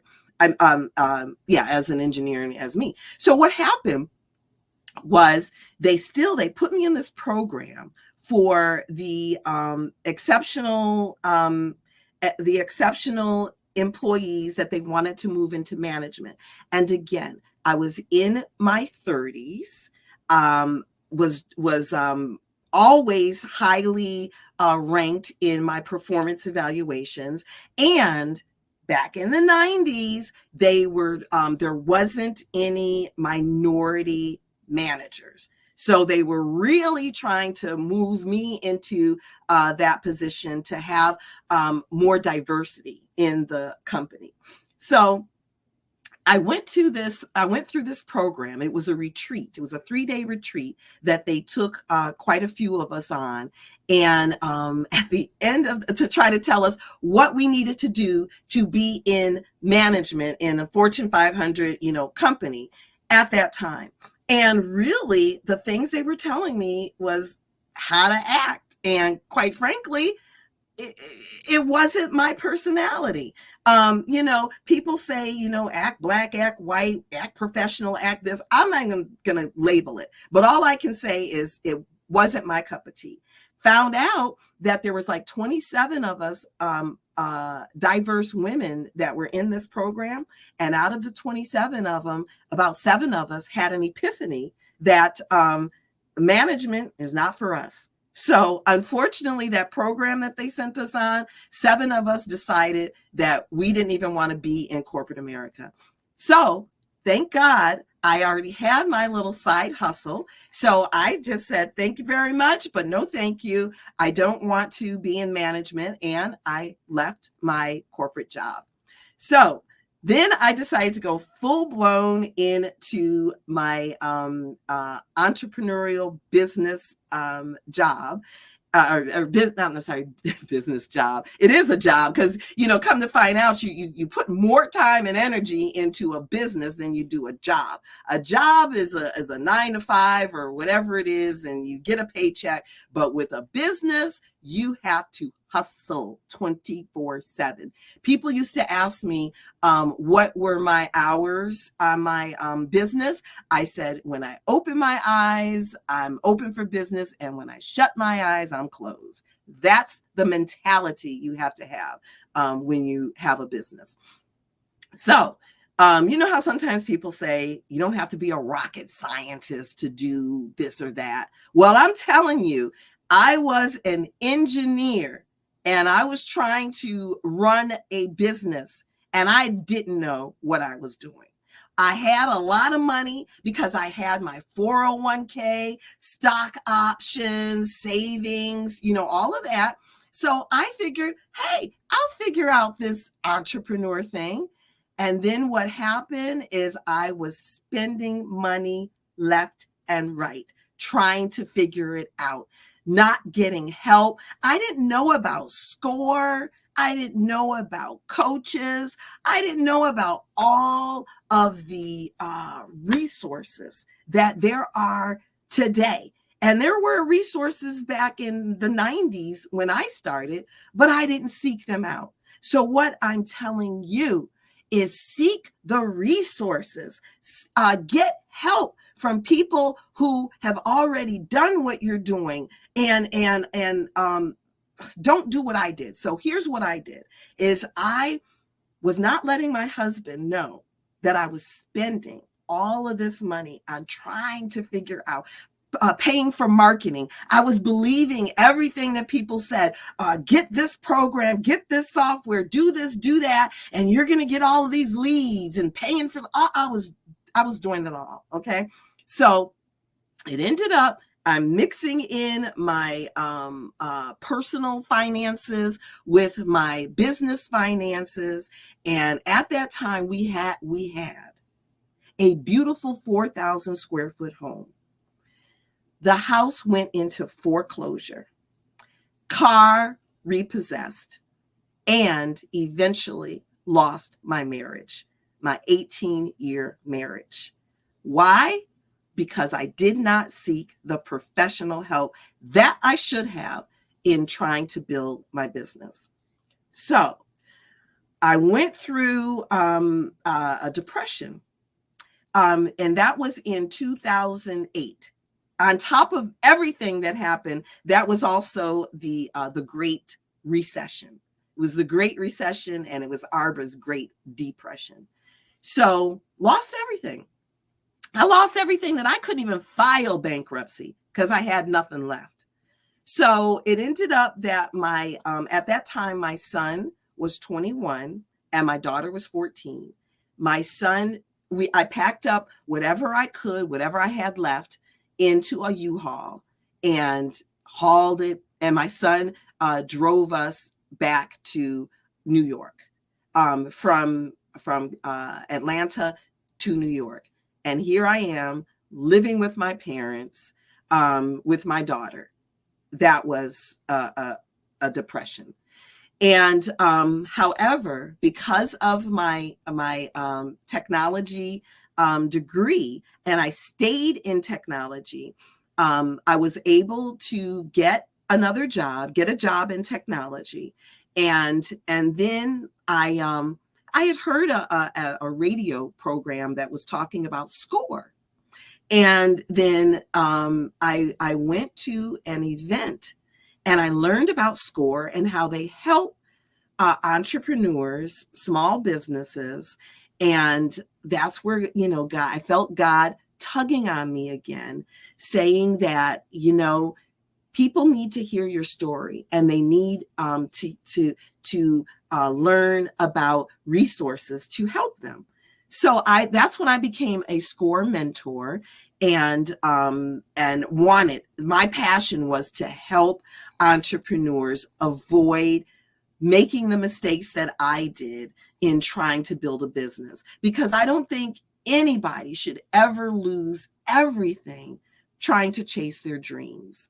So I became a SCORE mentor and was highly sought after. I had a lot of people, wanting to mentor with me, and I did enjoy it. However, what happened was you can't really mentor technical, because mentoring is more of telling people, here's what you can do, here's what you should do, here's the tools. But people wanted me to actually show them. So demand, again, I recognize, hey, there's a demand. People need training. And so I had to part ways with SCORE, because as a SCORE mentor, there is a code of ethics that I can't take on my mentoring clients. I can't take them on as paying clients. So I stopped as a SCORE mentor. And then that's when I had actually, one thing I held on to throughout everything is web design. I started web design in 1999, and I absolutely love web design, and still doing it to today. So even through my depression, through losing everything, in Atlanta, I held on to my website clients. So I decided, I'm working a full-time job, but when I stopped being a SCORE mentor, my full-time job was actually working for a digital marketing agency. So with the digital marketing agency, that's where I learned social media, email marketing, and, just a lead generation. So I learned a lot working for that digital marketing agency. But here's the other thing I learned. I learned again how small businesses were relying upon agencies, digital marketing agencies, to just do all the work. An example is that we would get businesses that were paying thousands of dollars, thousands a month for their marketing. And my job was to call the customer and ask them what were their goals for their marketing campaigns. And a lot of them didn't even want to spend time on the phone with me. They were saying, that's what I'm paying you for. You're the expert. All I want is business. Well, let me tell you, when you have two plumbers, and there's not much a differentiator between one plumber or the next, and my job is to do their marketing, well, without them telling me anything unique, what makes why should somebody choose this plumber over that plumber? It ended up that the marketing campaigns were the same. We were using the same methods, the same message, the same methods, because the owner was not giving us anything to differentiate them. So I'm telling you, if you're not hearing some nuggets I'm dropping here, differentiate yourself. I don't care if you are selling the same widget or doing the same service as someone else. You better inject yourself into your business to differentiate yourself.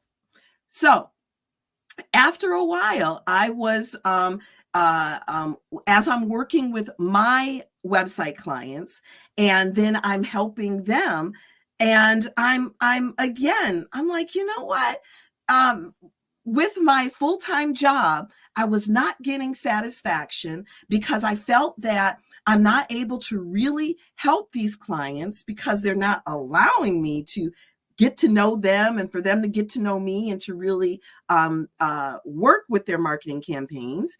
And I had gotten to a place, lest I forget, in 2015 is when God blessed me with my second husband. And he's also an entrepreneur. We are both full-time entrepreneurs. He left his job during COVID, or lost his job during COVID. And then I left my full-time job in 2022. So we are both happily self-employed. And yes, it's a lot of work, but it can be done, and it's so fulfilling.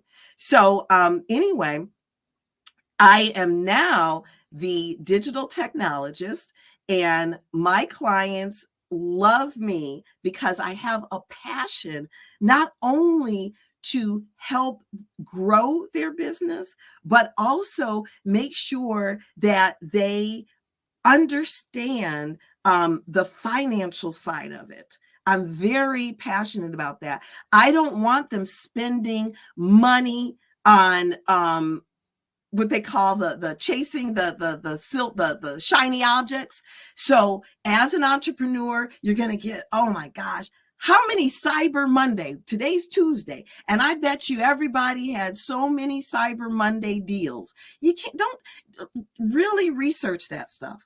Look into that, because these companies are making money trying to just sell you on the dream, on the, you can do all of this and make money. Don't believe the hype. So I see that Coach Kimberly is back. I told Dr. Kelly, I could easily talk for 40, 45 minutes, an hour, whatever you give me. Well, we have very much enjoyed you. If you can let us know, if we would love to have your services as the digital technologist, how can we reach out to you? I have like 10 websites, but the easiest one, I have it right there, is just go to arbacooper.com. And there's another one I have, is arbadt.com. That's for digital technologists. The arbacooper.com is more about my book, and my book is available on Amazon. Nice. Thank you so much for sharing your genius with us today, Ms. Arbor Cooper. Genius is coming, and I will see you on the other side.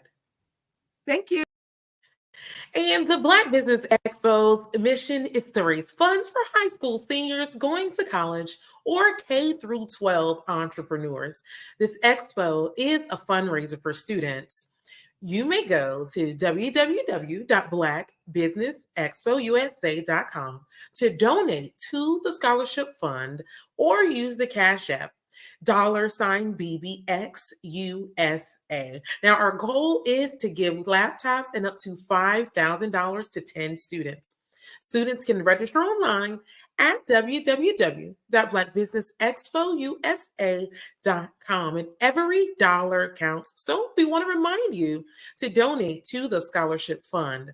We want to thank our Black Business Expo USA sponsors for November 2023, and they are as follows: North Carolina 100, Moody Capital Partners, Suede Soul, Lotus Richey Coaching and Training, Carolina, Virginia Minority Supplier Development Council, Step Management, BHS and Associates, BBM Media, Margie McLean Foundation Incorporated, Hello LLC, Genius is common.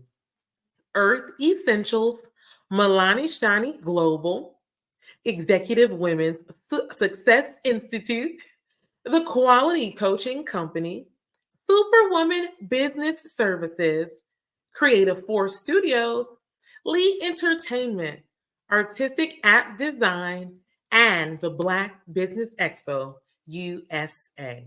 Genius is common, and I'll see you on the other side.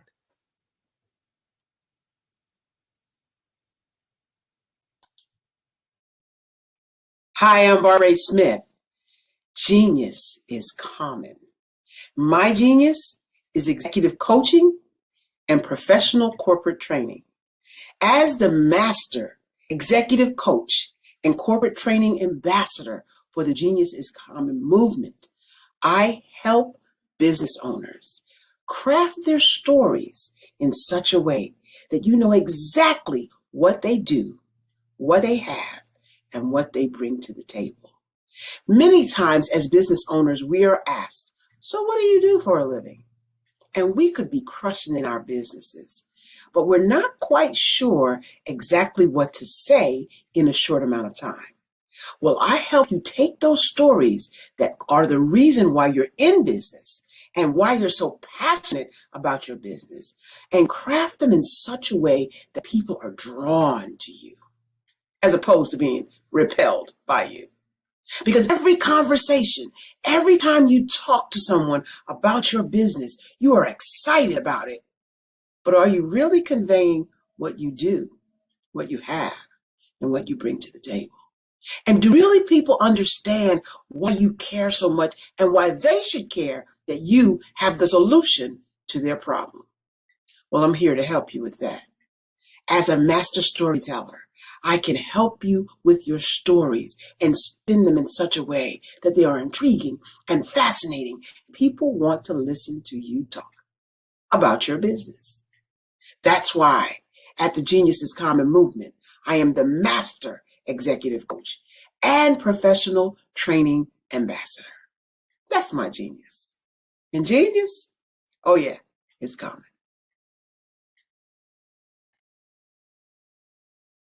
Hey guys, my name is Caden. I'm the CEO of Caden Teaches, and my genius is teaching kids about financial literacy.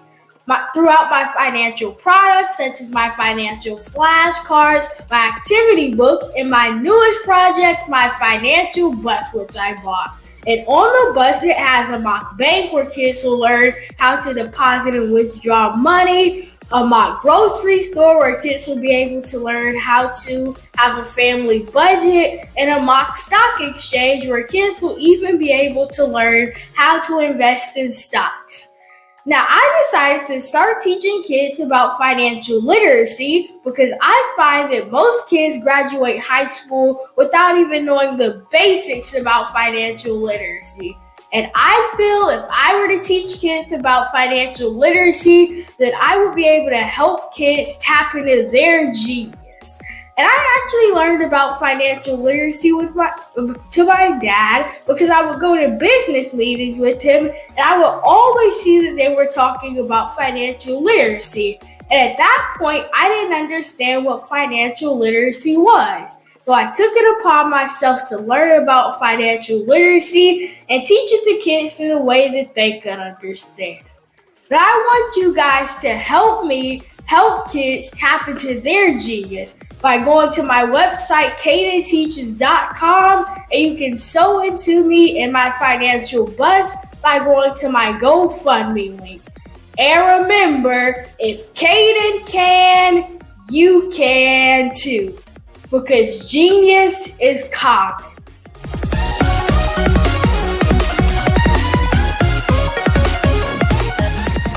Artist to me is a creative expression of something from nothing. You know, it explodes onto the canvas, or it explodes on in my work. One of the things that I try to do more than anything is I try to just give the lines and the movements and emotions and expressions into what I do. Art really means to me a chance to express how I feel deep down inside. Most of my art begins as a thought that I might have, you know, whether it's sports, whether it's history, whether it's a woman or a man. It pretty much starts as an idea of thought before I get into the actual image of what I'm going to draw. I do a lot of historical pieces. I was a history minor in college, and I love to do history pieces. And a lot of times I'm thinking about history, and then I try to make that history impact you as you look at it. That's one of the reasons I do pictures so large. People ask me, why do I do the pictures so big? And I tell them, I want the piece to impact them as they're looking at it. To kind of dominate them, dominate their space. And most of my pieces I try to do off page. I don't try to do anything that's going to be in those four corners or in a square. And I want your imagination to be a part of the piece that you're looking at.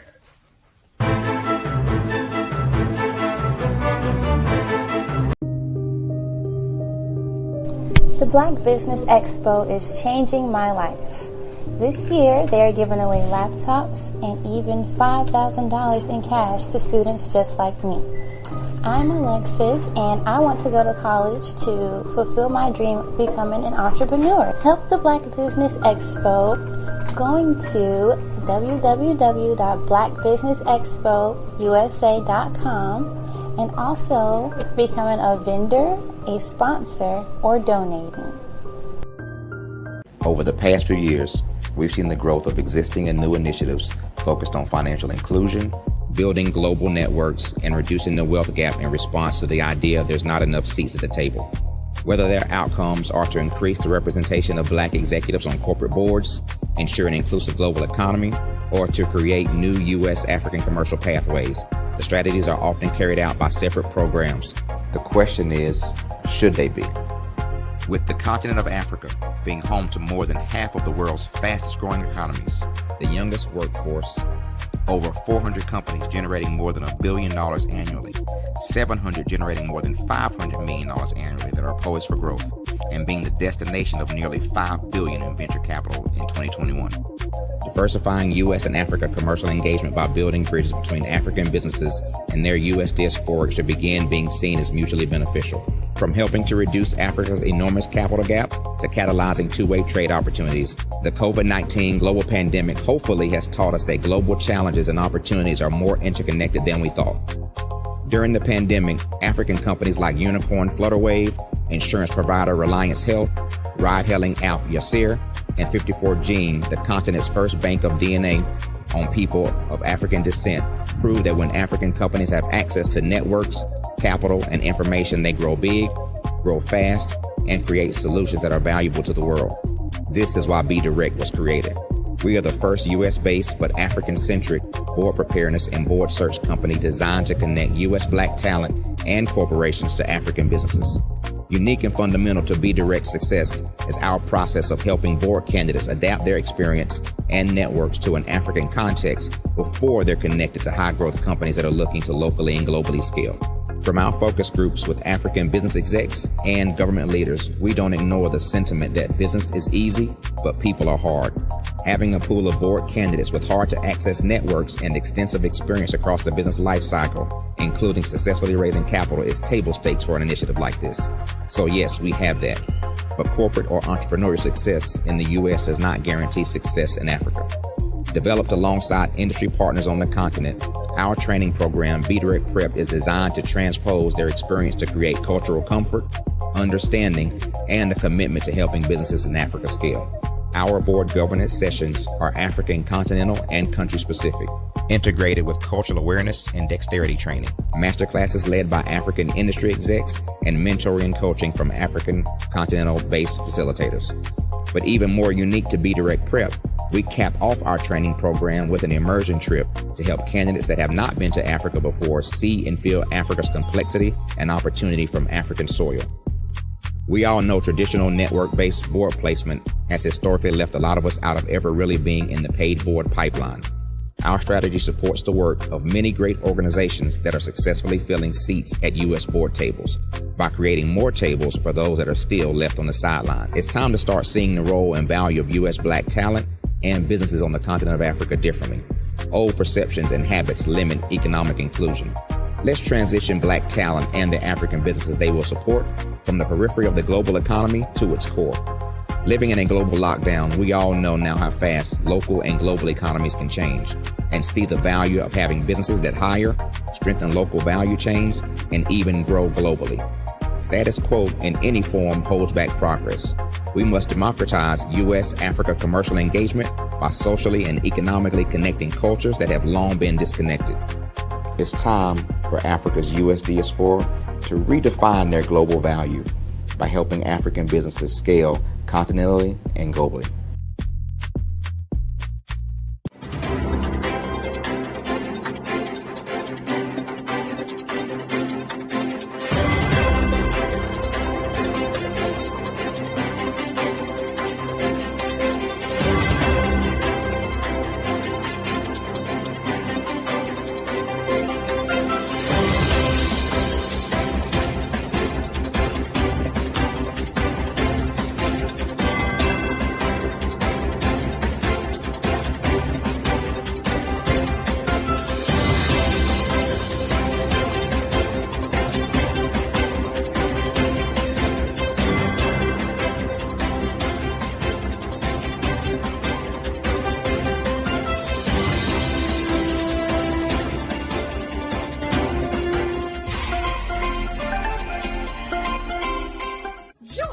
Dr. Eric Kelly III and a host of phenomenal speakers from all around the globe for this 7-day virtual event that you don't want to miss. The mission of the Black Business Expo is to raise scholarship money from kids all the way from high school, all the way from college. The Black Business Olympics is one of the largest Black business showcases in the world. It is an opportunity for businesses and companies to showcase their businesses globally. We are going to be giving away laptops up to $5,000 away to students. Again, I'm Olivia Appleberry, the founder of 2 Cents Finance and one of the speakers for the expo. I am so excited to see you there. For more info, go to www.blackbusinessexpousa.com or call 919-308-9090 and hope to see you there. I am Black Business. From the moment I wake until the time I sleep. Yes, I am Black Business. I am Black Business. Tell me, are you Black Business? I am Black Business. Do you support Black businesses? Listen, I support Black business because I am Black Business. Black Business Expo, one of the largest business showcases in the history of Black business in the world. The world! Sign up today at www.blackbusinessexpousa.com or call 919-308-9090. I am Black Business. I am Black Business. From the moment I wake until the time I sleep, I am Black Business. I am Black Business. Are you Black Business? I am Black Business. Do you support Black businesses? I support Black business because I am Black Business. Black Business Expo, one of the largest business showcases in the history of Black America in North Carolina.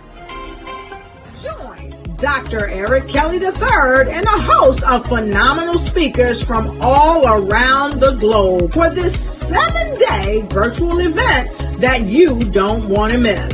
The mission of the Black Business Expo is to raise scholarship money from kids all the way from high school, all the way from college. The Black Business Olympics is one of the largest Black business showcases in the world. It is an opportunity for businesses and companies to showcase their businesses globally. We are going to be giving away laptops up to $5,000 away to students. Again, I'm Olivia Appleberry, the founder of 2 Cents Finance and one of the speakers for the expo. I am so excited to see you there. For more info, go to www.blackbusinessexpousa.com or call 919-308-9090 and hope to see you there. I am Black Business. From the moment I wake until the time I sleep. Yes, I am Black Business. I am Black Business. Tell me, are you Black Business? I am Black Business. Do you support Black businesses?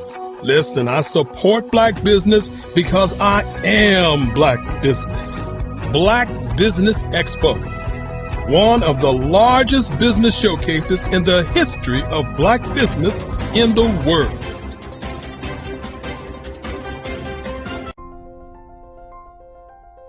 What if you could build your own city? A place where every child can find nurturing people to help them achieve their full potential.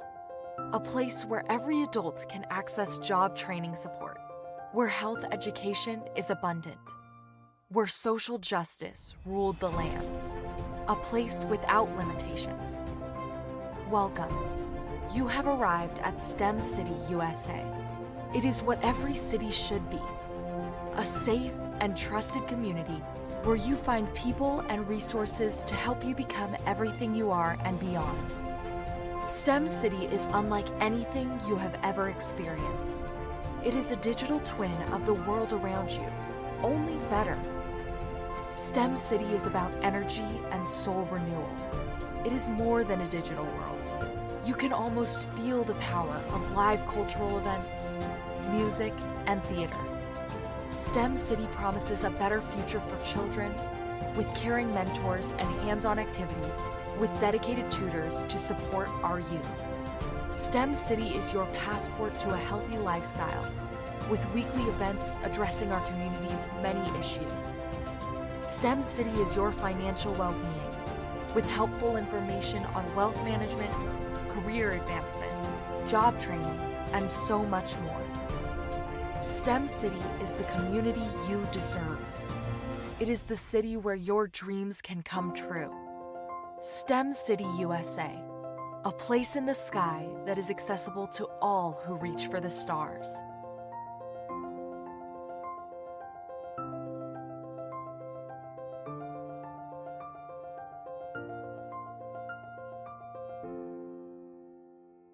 I'd like you to imagine with me, if you will, opening an app where you can collaborate with like-minded individuals from around the world, get inspiration and in-app tools to launch and grow your business, as well as share your knowledge and earn compensation, all in one app. Well, the name of that app is Truso, short for Truly Social. Hi, I'm Matthew Newman, the founder and CEO of Truso. A new concept in social media, Truso is designed from the ground up to be a platform that's both social and empowering for all its users. How exactly do we do that? I'm glad you asked. First, Truso brings the world together via video. Psychologists assert that video provides a significantly more effective connection than audio only. When you enter a community on Truso, you're face-to-face. Second, on Truso, you don't have to have 1 million followers to monetize. Our business model allows all hosts and moderators to monetize, no matter the size of your following, by 1, producing fee-based content, and 2, inviting others to join the platform as subscribers. Even more, Truso has an in-app resource library with over 100 free resources, forms, and documents to help you build your brand and grow your business.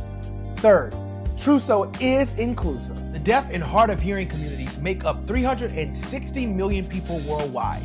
Unlike audio-only apps, Truso embraces this community, providing a networking platform that allows them to participate via video and closed captioning. We even have a deaf and hard of hearing foundation in the works as well. Fourth, Truso is both social and safe. We refer to Trousseau as a virtual extension of the beauty shop, barbershop, and brainchild of the community. A place where there's laughter, along with wisdom, growth-oriented conversation, and genuine connections in a safe space. Trousseau even has proprietary security to ensure we maintain a safe environment for everyone. Where are we at now? Trousseau is live, y'all. We've launched in beta and we're acquiring users daily. We have an incredible development and marketing team, plus amazing celebrity influencers at the table, helping us spread the word around the globe, beginning within the African diaspora and beyond by creating a safe space for growth, connection, and collaboration. We're truly excited about Trousseau. We've created something special for which there is a global market. And we invite you to embark on this journey with us as a shareholder. The future for Trousseau is truly bright. Join us and let's go there together.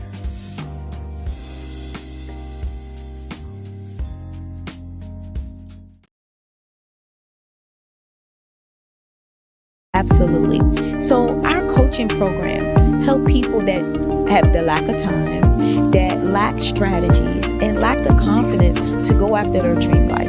So we help them implement tools. We help them implement, I love the lead inherited lack of finances or the education behind finances. But it wasn't until I lost my firstborn, my only son, that life changed for me. And where I was going after it all, living the corporate life, hit my 6-figure income and living in my dream house with my dream man, driving my dream car. Wow. I nearly lost it all. Wow. When I lost my son. And so I realized it only takes one financial catastrophe that can change your entire life. That's what made me start All New Beginnings. Because no matter what's going on in life, there's a new beginning. And because of that, we develop a program called Wise Minded. My little slogan is, don't just dream it, let's live it. If they want to connect with you or work with you, what is the best ways for them to be able to do that? Well, for my social media guru, you can connect with me on every single social media platform as Tanya T. Rose.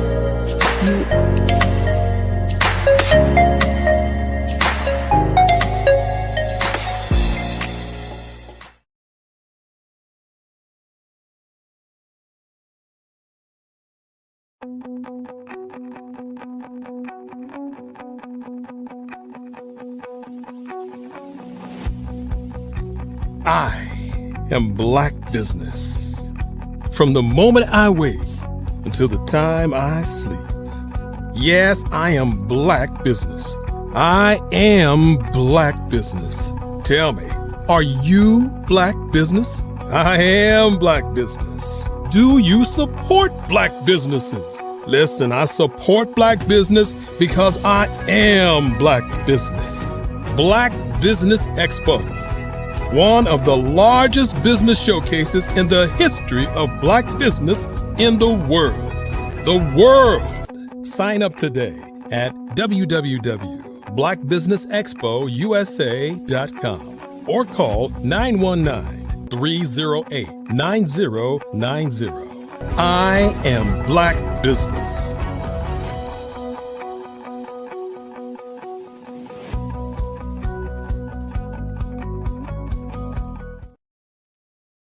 And good morning, business owners, entrepreneurs, thought leaders, and corporations, and welcome to the Black Business Network. My name is Coach Kimberly Williams, and I am your business moderator this morning on the Black Business Network. The Black Business Network is a 24-hour business network showcasing Black businesses, business owners, entrepreneurs, and thought leaders worldwide. We have speakers from North Carolina, London, Singapore, Africa, Japan, and cities all over the United States. The Black Business Network is a global community sharing its business knowledge to empower, inspire, and educate businesses about business. We're going to have a conversation today from none other than Renata Brown, from side hustle to business owner, going full-time with confidence. Let me tell you a little bit about Renata Brown. She is the CEO of Dreamspire TV and founder of Black Our Street. Black Our Street is a media company that produces, business search engine, and distributes online magazines, books, and TV shows for artists, entrepreneurs, and motivators. She has over 5 years of experience as a media entrepreneur, creating platforms that amplify the voices of diverse and talented individuals. As a platform builder, marketer, and interviewer, she has developed multiple skills that enable her to deliver high quality content and services to her clients and audiences. She has interviewed celebrities, covered red carpet events, and founded and executive produced the GANSPA Awards, a prestigious event that honors gifted artists in neo soul and poetry. Her passion is to help people achieve their dreams and inspire others through media. I present to you none other than Renata Brown. Good morning. How are you? And good morning to you. I'm very excited to see you on this lovely, lovely Tuesday morning. Genius is coming, and I will see you on the other side. Absolutely. Thank you. Good morning, everybody. Another month is December. We're almost December, so we have a few more days to December, and then we'll be heading on to 2024. But make the best of the last days of this year. Don't just jump ahead to January. There's still some amazing things that can happen before this year is out. So as usual, I come to you talking about collaboration and the power of collaboration, the need for collaboration. And I want to talk this morning to you.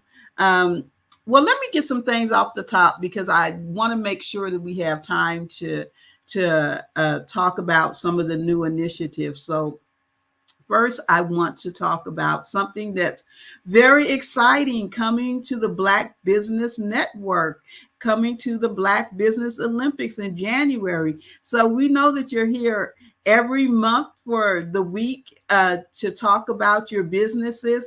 Well, guess what? Authors, publishers, anybody in the literary arena that is doing this, actively involved, we are going to have, kicking off in January, a full week, just like we do for the Black Business Olympics. The literary edition will be kicking off in January. So if you're an author, a publisher, a book consultant, if you have a bookstore, reach out to us. You can reach out to us at the blackbusinessexpo.com. You can also reach out to us at Black ROUR books.com. So that's blackour.books.com, and sign up to be a speaker, sign up to be a presenter, sign up for a fireside chat. We're also going to need moderators as well. So get in your application early. Before you know it, it will be here. So let me just recap. So excited. The Black Business Olympics will have a literary component that's set up just like the Black Business Olympics. We'll be going for a whole week, 7 days, talking about 7 different topics. If you don't know, being an author is a business. So with my platform, Dreamspire Books, we have an online bookstore where we have over 200 authors. We also have a television show, the Authors TV, which we conduct interviews, streaming, and then we turn those interviews also to podcast audio. So I have talked to hundreds and hundreds of authors, and also on another platform, Clubhouse, I ran a room every week for about 3 years called You Gave Birth to the Book, Now You Have to Raise It. Being an author is a whole business. It is a whole complete business. And I always tell my authors, start with the end in mind. What do you want your book to do? What do you want your book to say? What is your end goal for your book. And if you start with those things in mind, then you go forward. So I'm excited, super excited about the Black Business Olympics Literary Edition, because we're going to be digging in deep. One thing I found in running that class for almost 3 years with some amazing moderators, we met people that were just starting off in their literary journey, and people, I think the most books one of the authors had written was 89. I can't even imagine writing 89 books.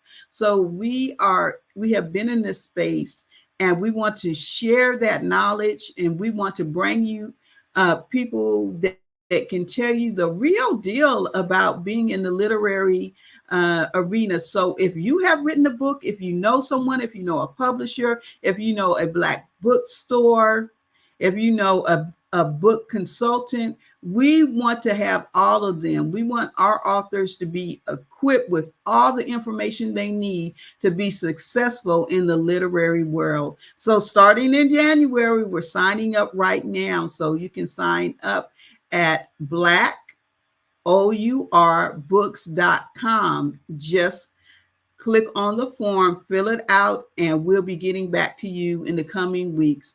We hope that you be a part of that. The other thing we have is Black R Street. So Black OUR Street. And what that is all about is the OUR: opportunity, unity, and resources. I love that the O is on one side for opportunity and the R is on the other side for resources. And in the middle, you have unity. When I tell you I'm excited, the first 100 businesses that sign up at blackourstreet.com, there's absolutely no cost involved. And we have some partnerships and some collaborations, because that's what I do. I collaborate with some amazing platforms. We already have over 40 businesses, so don't wait too late. Sign up today. I wanted to get those announcements out of the way so we can dig into our subject today about collaboration. And our subject today is competition. The notion of competition, the notion of competing. And we, from very young children, we are taught to compete, to win. And I really wanted to break down, what is competition? What does it mean? Is it good for us? Is it bad for us? How do we approach it? So I looked at competition, and it says the act or the process of trying to win something. So you can compete as individuals, you can compete as businesses, you can compete as a team. But as Black businesses, what are we trying to win? What is our end goal in winning? Who is our competition? And a lot of times we look at people that should be on our team, that we should collaborate with, as competition.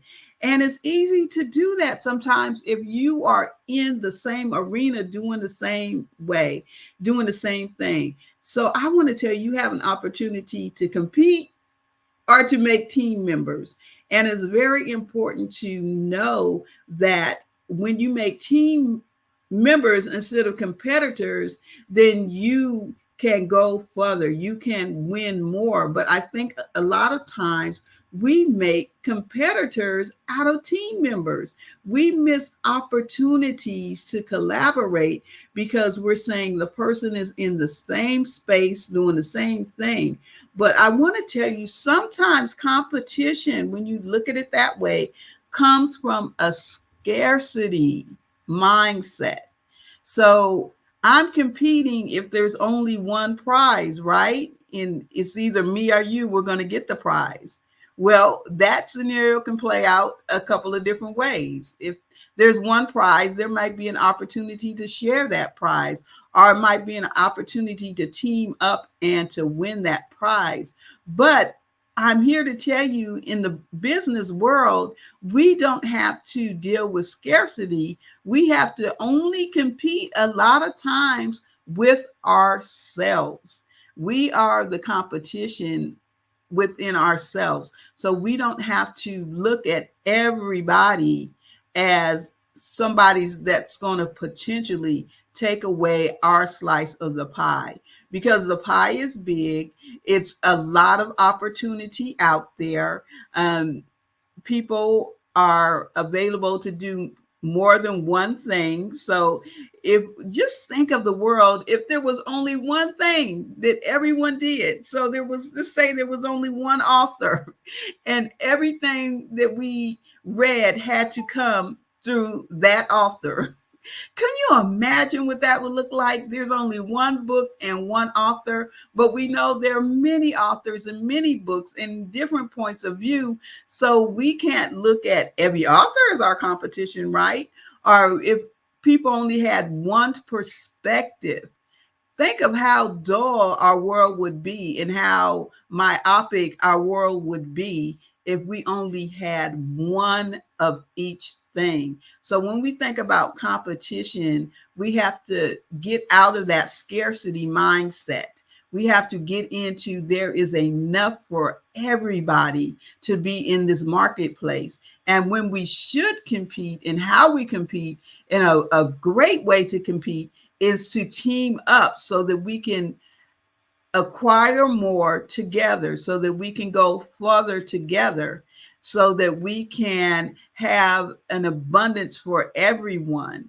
And so one of the first things you have to do when you think about competition and collaboration is first get out of the scarcity mindset.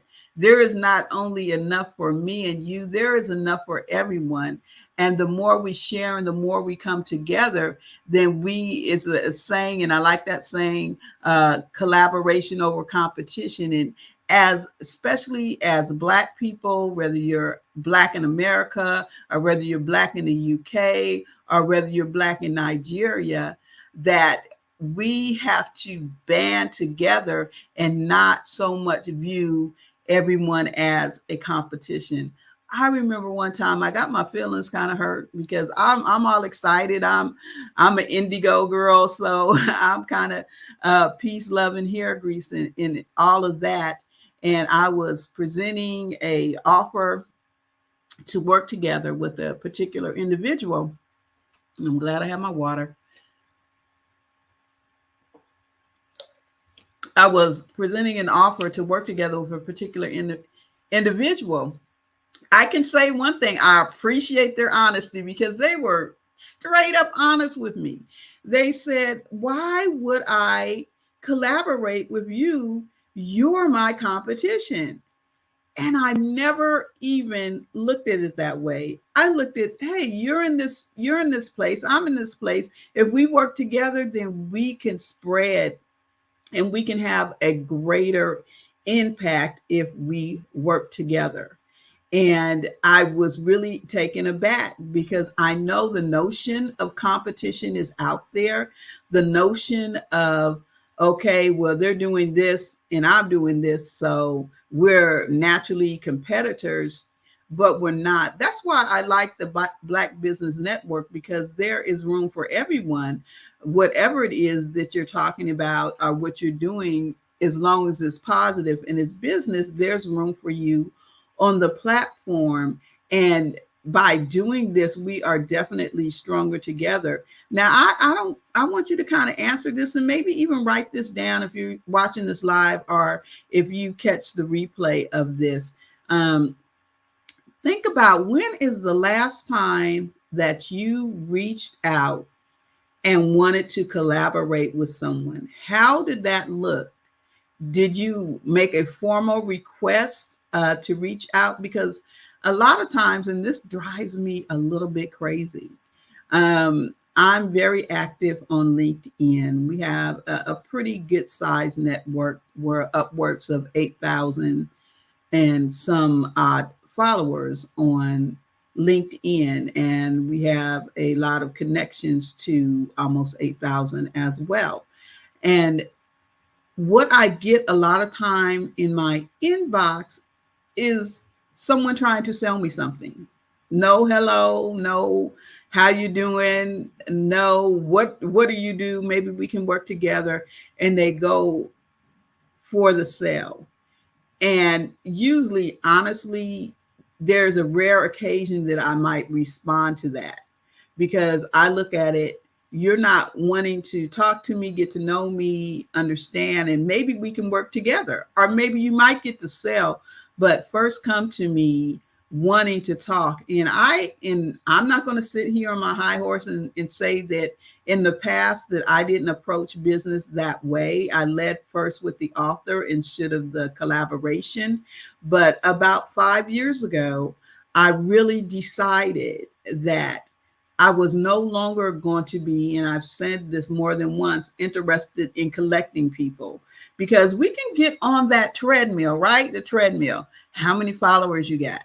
How many people are engaged? How many people are seeing? And that's how we measure our success. I don't measure my success by the numbers. Now, don't get me wrong.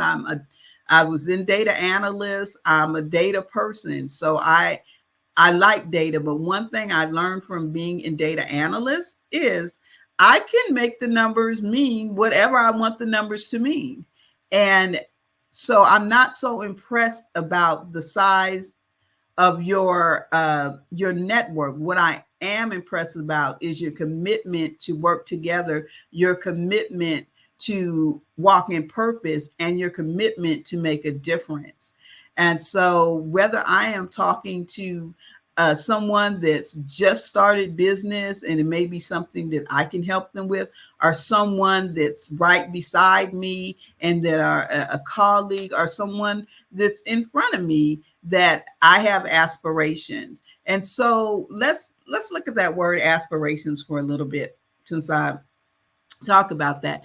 It's aspirations and competition are not the same thing. I can aspire to do something without feeling that you are my competition or you are the one that I want to knock off the block. I can aspire to say, I want to have an impact. I want to have a reach without that going into the realm of competition. Because if I aspire, I have something to shoot for. I have someone or some goal that's ahead of me that I can reach for. And that's fine. We always want to push and drive ourselves to different levels and higher levels. In my case, I always say I want to indulge in push myself to greater purpose in my life, because I'm at a point in my life where if it's not on purpose, then it literally has no purpose in my life. And so I'm pushing myself that way. So don't get aspiring confused with competition. Competition is a game. So when you look at competition, you're like, oh, well, I have to play the game. I have to appear this way. I have to do this way. We have thousands of platforms that tell us, oh, how to acquire these many followers or how to make a dent. And that's okay to educate yourself. But, you're entering into a game, and in the game, you have to understand, first of all, that you're in a game. And that you are competing. But when you take yourself out of the game and you go from competition to engagement to purpose to am I doing what I'm supposed to do, then it changes the mindset.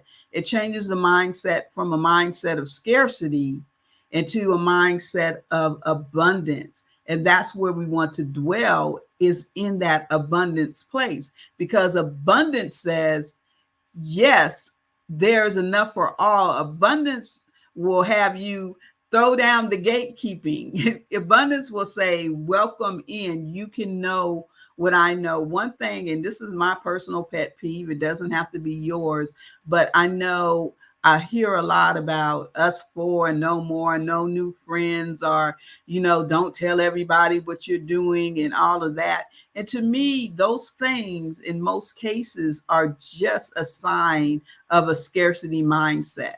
When you know and you believe in yourself and you know that you're walking in purpose, then you don't, I'm not saying be unwise. NDAs exist for a reason.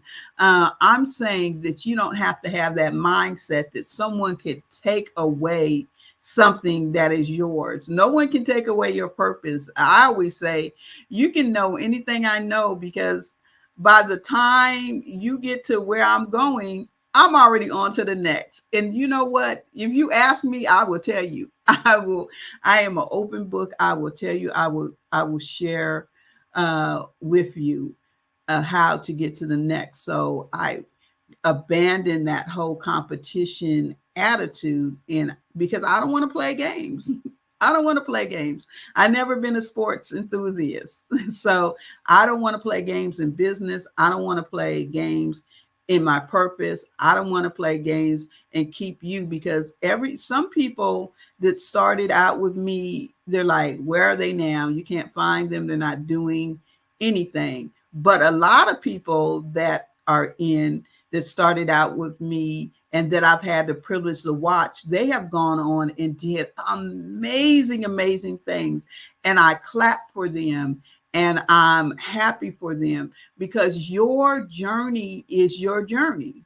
Your place is your place. Your purpose is your purpose.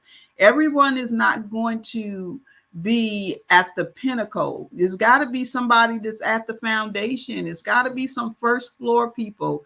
Everyone is not going to be racing toward the top. You have to be satisfied or know what your purpose is. And some people's purpose is to be that builder, that on that big stage.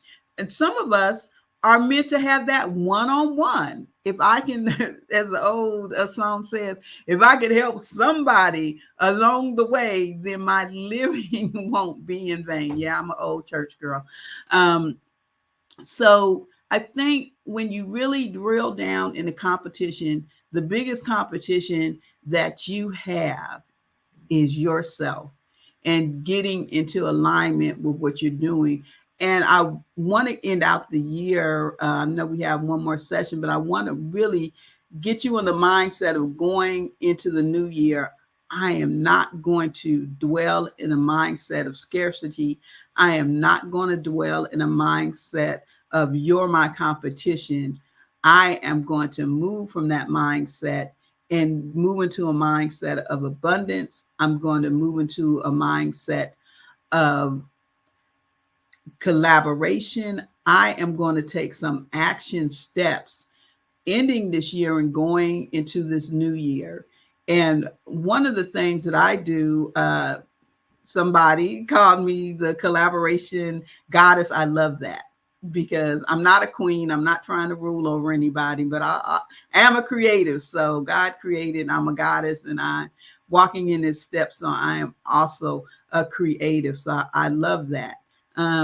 And so some of the steps that I do to build healthy collaborations is, first of all, I had to change my mindset. On LinkedIn, about 5 years ago, I totally changed my mindset. I changed my approach. And anyone that was in my network was handpicked. So I knew that they had value within my system or my ecosystem or the people in my circle. So they were invited in, or I was invited in and I accepted. So first thing I did was really look at, am I just trying to gain numbers, or am I trying to gain people that are going in the same direction? And whether you're behind me, whether you're walking beside me, or whether you're in front of me, as long as we're going in the same direction, then there's an opportunity for collaboration. And so first of all, I didn't just go after the numbers. The numbers came, and the numbers are good. And I'm happy about the numbers, all of that. But I particularly had purpose. So when you start out looking at the people that you want around you. Make sure that there are people going in the same direction that you are. They don't have to be doing the same thing, or even if they are, make sure they're going in the same direction. So I had to change that mindset of just collecting people and collecting numbers and saying, "Ooh, look how many numbers I had." So I had to be very specific about the people in my network. After I did that, then I said, I'm not just going to let those numbers sit there. So now I have the numbers. Now I have the people that are going in the same direction. What's the next step? Be intentional about connecting with people and have a call to action. I know if you've been in any business classes, or you graduated in any business schools, or been in any kind of environment where they're teaching about business, one thing in marketing, one thing they will say is have a call to action. So one thing irks me, okay, on my pet peeve list. If you come into my inbox, have a call to action, not a sales pitch, but a call to action. How do I connect with you? What is the purpose of this communication? And my communication is to get to know you, to see if we have any synergy in our platform. So I let people know, hey, thank you for being in my network. I would love to set up a call to action. And this is why I want to set up a call. These are the things that I do, and I would love to see if there's any synergy between what we do. And when I step into those conversations, I also leave my calendar. So make it easy. I call it help the helper. Make it easy for people to connect with you. Don't let them have to say, oh, give me your number and we'll connect. Most of us that are doing anything, we're very busy people. We have very busy schedules. So we need to, at least me, let me speak for myself. I'm a very busy person. I have a very busy schedule. So when I know that you're on my calendar, then I know that there's some dedicated time that I could set and talk to you and be present in that conversation, because I've set that time apart. So first of all, start with the network. Be intentional about your network, not just connecting with any and everybody just for numbers' sake. Second, reach out to your network. Don't just leave them sitting there like, okay, now I know you, and that's it. Reach out to them. Reach out to them with a genuine sincerity that you want to connect and you want to talk. I look at these conversations. Yes, I'm going to make you an offer if I have a business offer that makes sense for me to tell you about. Many times it's a collaboration, or I'm connecting you with someone that I know. We may not connect together, but I may know someone in my network that you could connect. I had a conversation yesterday with a young lady, and she was in the doll business, African-American dolls. And I just happen to know a doll maker that I thought that can benefit from being in that space. So I'm going to connect those two together. So, and then sometimes, you know what? I just have a good old-fashioned great conversation. And that's a plus too, because you never know when you make those genuine connections. I've had people that we've had conversations, and they have kept my information and literally have come back years later, and we may have connected or done some business together just because we had a great conversation. So reach out to your network, because don't look at them as competition. Look at them as collaboration, and look at them as building your ecosystem of who you can reach out and who knows you. I've had probably in the last month, I've had 8 referrals of people that have referred people to me. And some of them I've done business with in the past, and some of them just know who I am and what I do and send people to me. So don't think if it's not a business today or a connection today, or you're not doing anything today, you never know down the line, just having that connection, where that connection might lead to. But if you look at people as your competition, then you're boxing out those opportunities that may occur. And so make it easy for people to connect with you. Also have a mechanism, use a calendar, have an easy way. If they need to go to your website, have links available for people to connect with you. Make it easy. And I must say, everything doesn't have to be a Zoom call, because sometimes you don't feel like being on camera, or you don't feel like doing a Zoom. Have a good old-fashioned conversation. It's that we know we use our phones for everything sometimes, but actually talking on. So make it simple for people to connect with you, and then have a follow-up. Keep a list. And that's another reason, excuse me, more water. I'm sorry, I've been talking for literally 2 days straight. Voice is a little tired. But have a way to capture people's information and have a way to know who does what, so that you may, reach out to them later. And we're living in an amazing time where there's so many different tools that we have to keep in contact with people, right? So make sure you have something that's ready and available. Make sure that you are intentional in your thought and you're thinking from a standpoint of abundance. You're not thinking from a standpoint of what can this benefit me.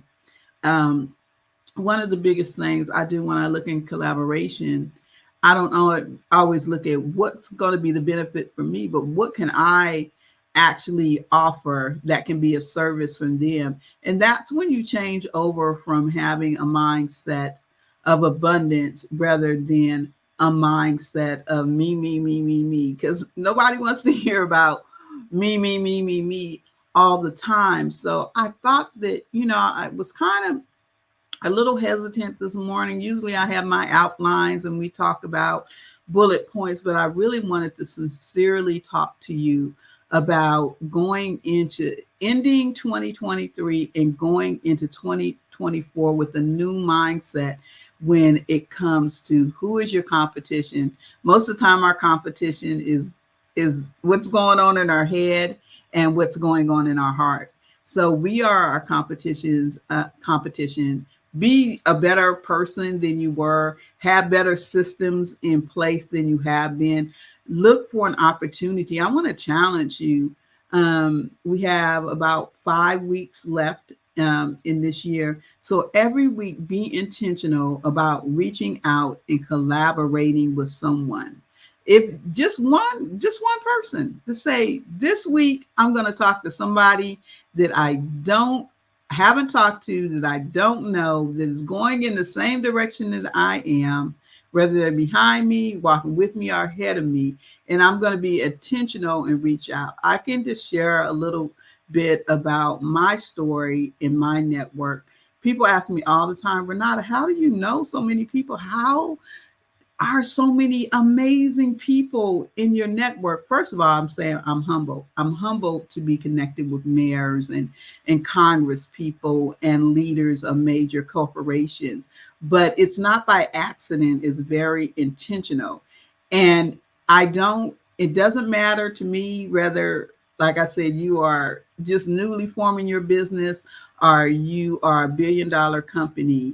We're going to have the same conversation. And because the conversation comes from the heart, because I understand we're all just people. We're all on this journey together. We are all just out there, hopefully trying to work toward our purposes. And so whether you are in a position of power, then I look at you like, yay, absolutely, I want to talk to you.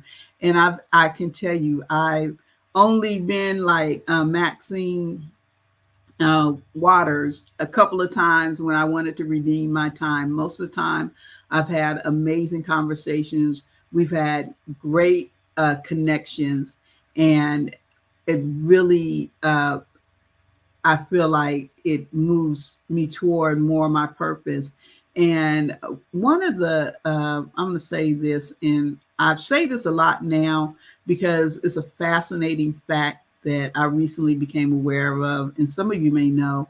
I love the story of the bamboo plant. Someone shared it with me, and I love the story of that plant because that plant doesn't show a root for 7 years.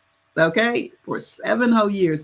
Can you imagine going out and watering and doing your thing that you do? And sometimes in collaboration, you're like, oh, well, I'm still here. It's not paying off. It's not making a difference. But a lot of things could be taking root that you don't even see, that you might not even know that's going on below the surface. Like they say, your names could be talked about in rooms that you're not even in. So don't get weary in watering. Don't get weary in collaborating, even if you don't see any results. It takes the bamboo plant 7 whole years before it even sprouts. But what's happening below the surface is building a whole system underneath there. And once it does sprout, it is one of the hardest plants to uproot or get rid of. So with the bamboo plant, be like that bamboo plant. Just get out there and do the work. Get out there and build the systems, and you definitely will see the success. And where we're going in the future, we do need each and every one of us. We need unapologetically each and every Black person to band together and become a team and not just an individual player. I see Miss Kimberly coming back. Yes. Thank you so much, Miss Renetta. I really enjoyed your talk. And I had a few questions for you really quickly in reference to the literary week that you're going to be having for writers. Mm-hmm. January. Can you elaborate a little bit and just kind of talk about what those 7 days look like? So those 7 days are going to be intense. So we don't want to just have you come on there and talk about your book. We're going to have subjects about publishing. That's the biggest thing. One of the biggest things. So who do you publish with? How do you retain the rights to your work? What is the distribution channel like? How do you market? I talked to so many authors, and that's where my title came from. You gave birth to the book. Now you have to raise it, because after you did it, after you have written your book, where do you go from there? So we're going to have 7 days of different topics telling you all about the literary world, where you can get your book placed, how you can get your book placed.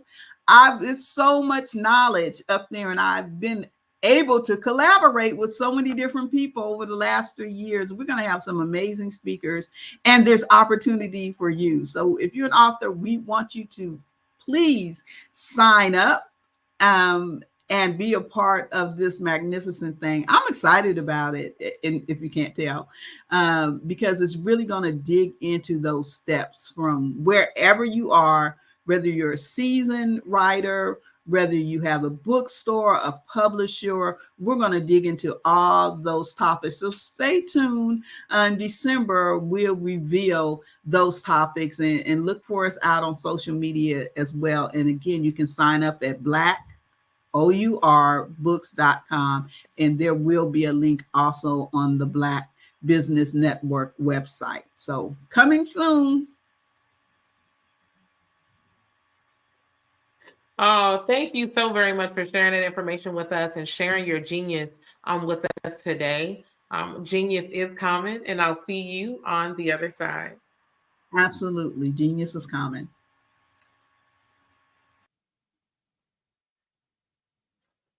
All right, so the Black Business Expo's mission is to raise funds for high school seniors going to college and K-12 entrepreneurs.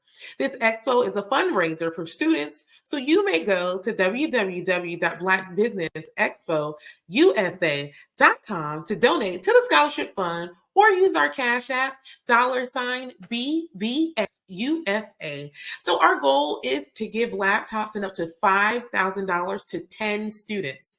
And the students can register online at www.blackbusinessexpousa.com. Now, every dollar counts. And so we want to remind you to donate to the scholarship fund. We also would like to thank our Black Business Expo USA sponsors for November 2023.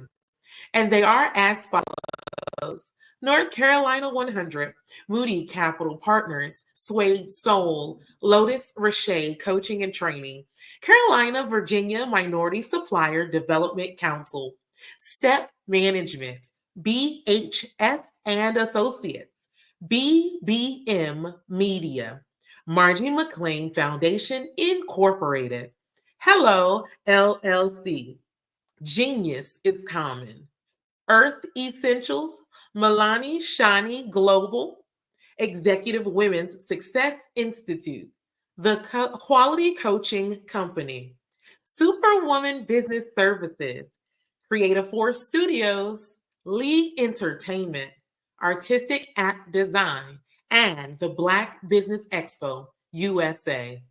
Genius is common, and I'll see you on the other side.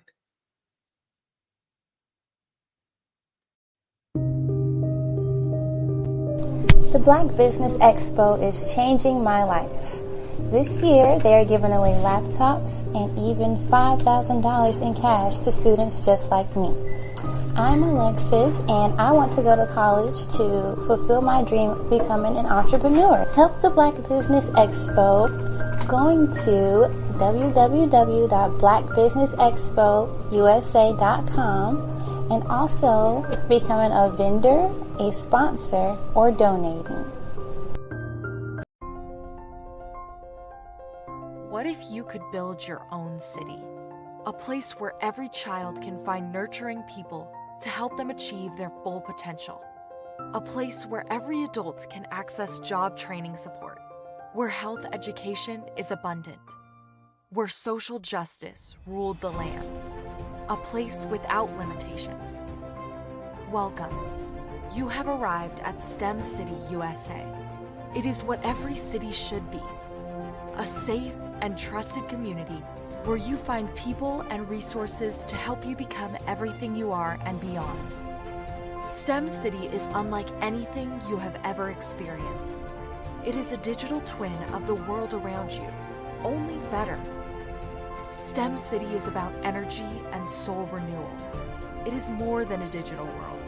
You can almost feel the power of live cultural events, music, and theater.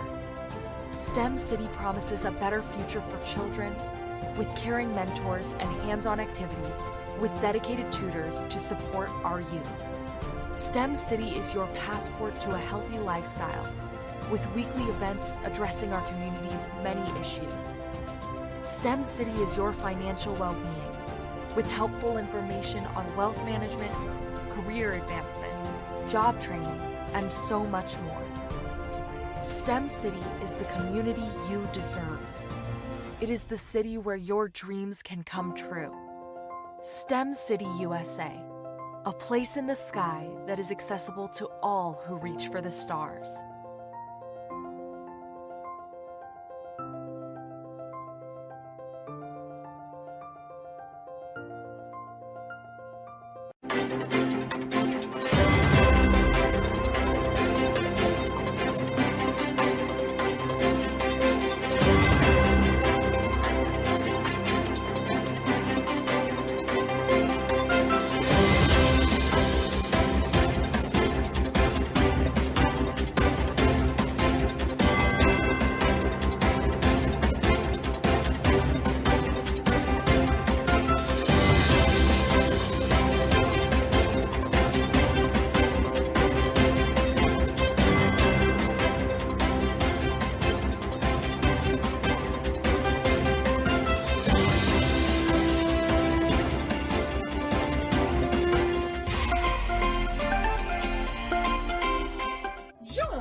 Dr. Eric Kelly III and a host of phenomenal speakers from all around the globe for this 7-day virtual event that you don't want to miss. The mission of the Black Business Expo is to raise scholarship money from kids all the way from high school all the way from college. The Black Business Olympics is one of the largest Black business showcases in the world. It is an opportunity for businesses and companies to showcase their businesses globally. We are going to be giving away laptops up to $5,000 away to students. Again, I'm Olivia Appleberry, the founder of 2 Cents Finance and one of the speakers for the expo. I am so excited to see you there. For more info, go to www.blackbusinessexpousa.com or call 919-308-9090 and hope to see you there.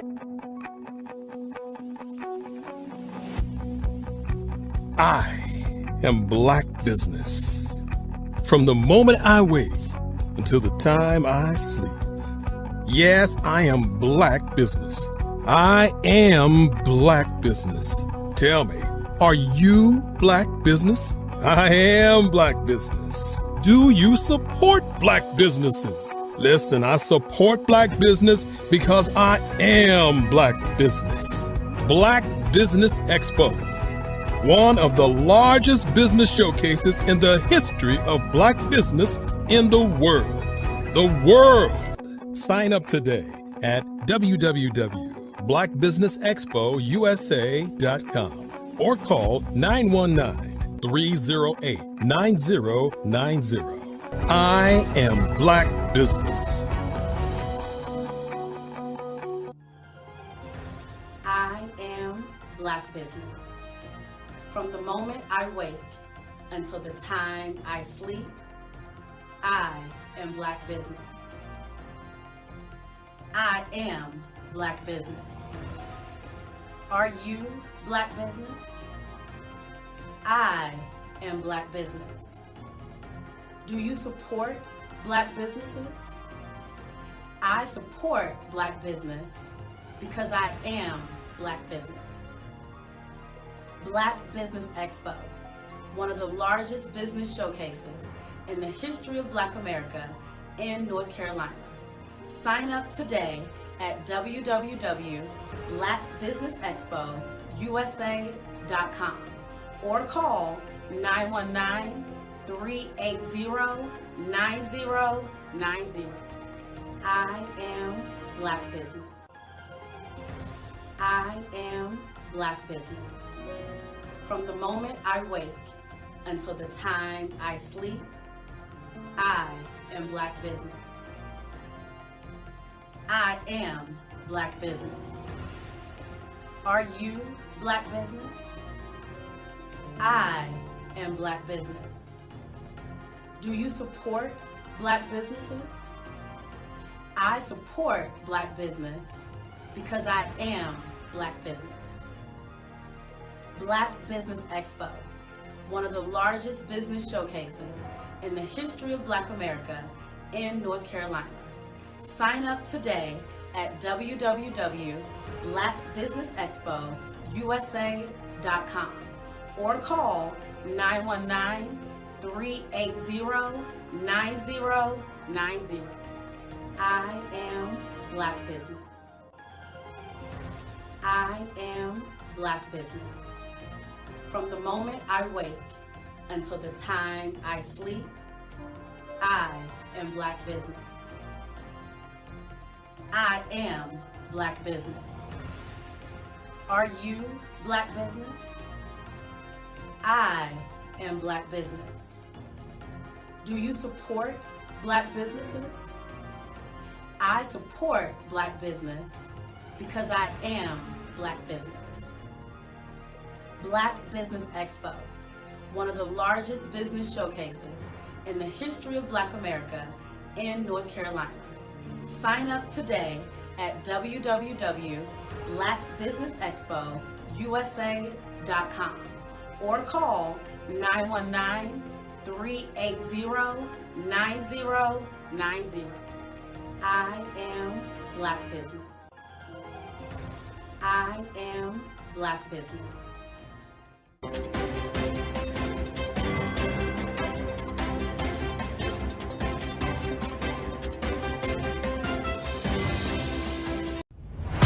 Social media is evolving. It's more vibrant, more colorful, more energetic, and so are you. It's not just photos anymore. It's video, it's audio, it's subscriptions. And now there's Fanbase, a new monetized social network. Fanbase delivers the complete native app experience with full content monetization for every user. No algorithms that shadow ban your engagement or growth, and no ads. Follow anyone for free and subscribe directly to your favorite creators for $4.99 a month. Plus, show some love by tipping on any post. Also, make a Fanbase page and monetize your content the same way. Finally, connect with your followers by posting the amazing content you already create. And now, get paid for it. It's time to energize and monetize. Because everyone's a fan of something, and everyone has a fan base.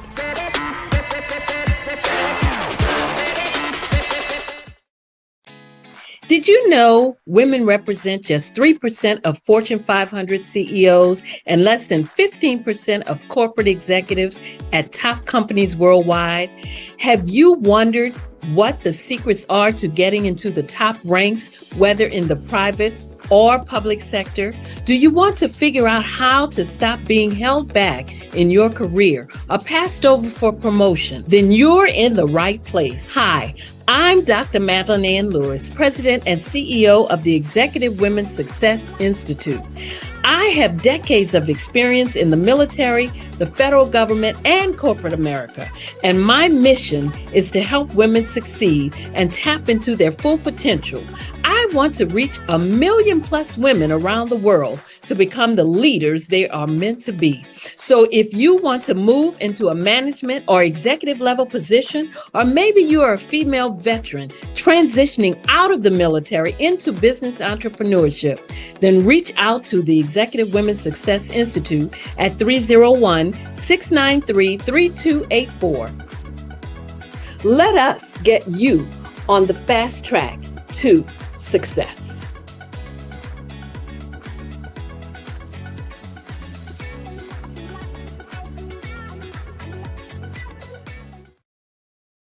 Over the past few years, we've seen the growth of existing and new initiatives focused on financial inclusion, building global networks, and reducing the wealth gap in response to the idea there's not enough seats at the table. Whether their outcomes are to increase the representation of Black executives on corporate boards, ensure an inclusive global economy, or to create new U.S. African commercial pathways, the strategies are often carried out by separate programs. The question is, should they be? With the continent of Africa being home to more than half of the world's fastest growing economies, the youngest workforce, over 400 companies generating more than $1 billion annually, 700 generating more than $500 million annually that are poised for growth, and being the destination of nearly $5 billion in venture capital in 2021. Diversifying U.S. and Africa commercial engagement by building bridges between African businesses and their U.S. diaspora should begin being seen as mutually beneficial. From helping to reduce Africa's enormous capital gap to catalyzing two-way trade opportunities, the COVID-19 global pandemic hopefully has taught us that global challenges and opportunities are more interconnected than we thought. During the pandemic, African companies like Unicorn Flutterwave, insurance provider Reliance Health, ride-hailing app Yasir, and 54Gene, the continent's first bank of DNA on people of African descent, proved that when African companies have access to networks, capital, and information, they grow big, grow fast, and create solutions that are valuable to the world. This is why Be Direct was created.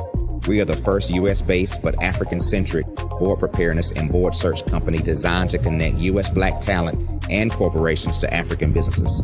Unique and fundamental to Be Direct's success is our process of helping board candidates adapt their experience and networks to an African context before they're connected to high-growth companies that are looking to locally and globally scale. From our focus groups with African business execs and government leaders, we don't ignore the sentiment that business is easy, but people are hard.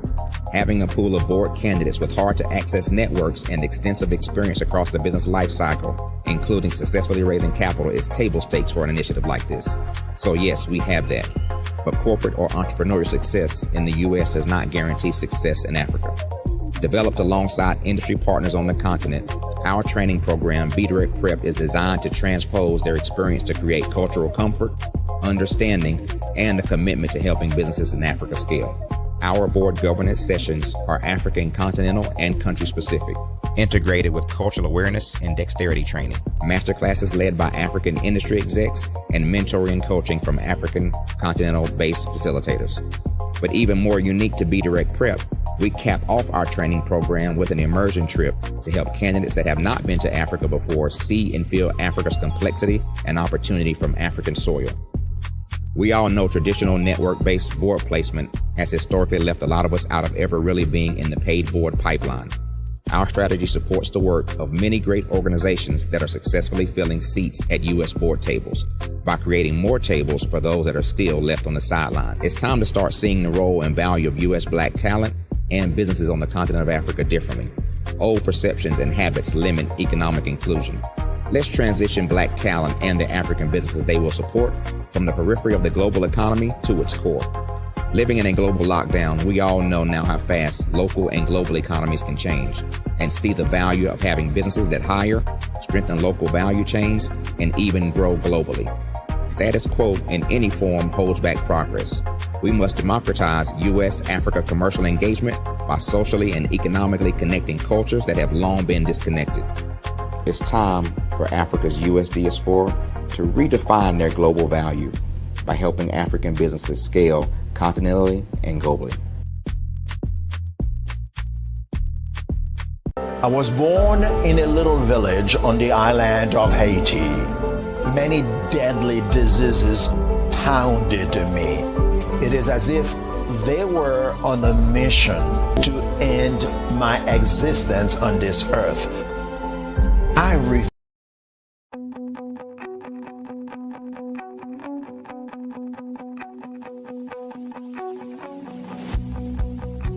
I am Black Business. From the moment I wake until the time I sleep. Yes, I am Black Business. I am Black Business. Tell me, are you Black Business? I am Black Business. Do you support Black businesses? Listen, I support Black business because I am Black Business. Black Business Expo, one of the largest business showcases in the history of Black business in the world. The world!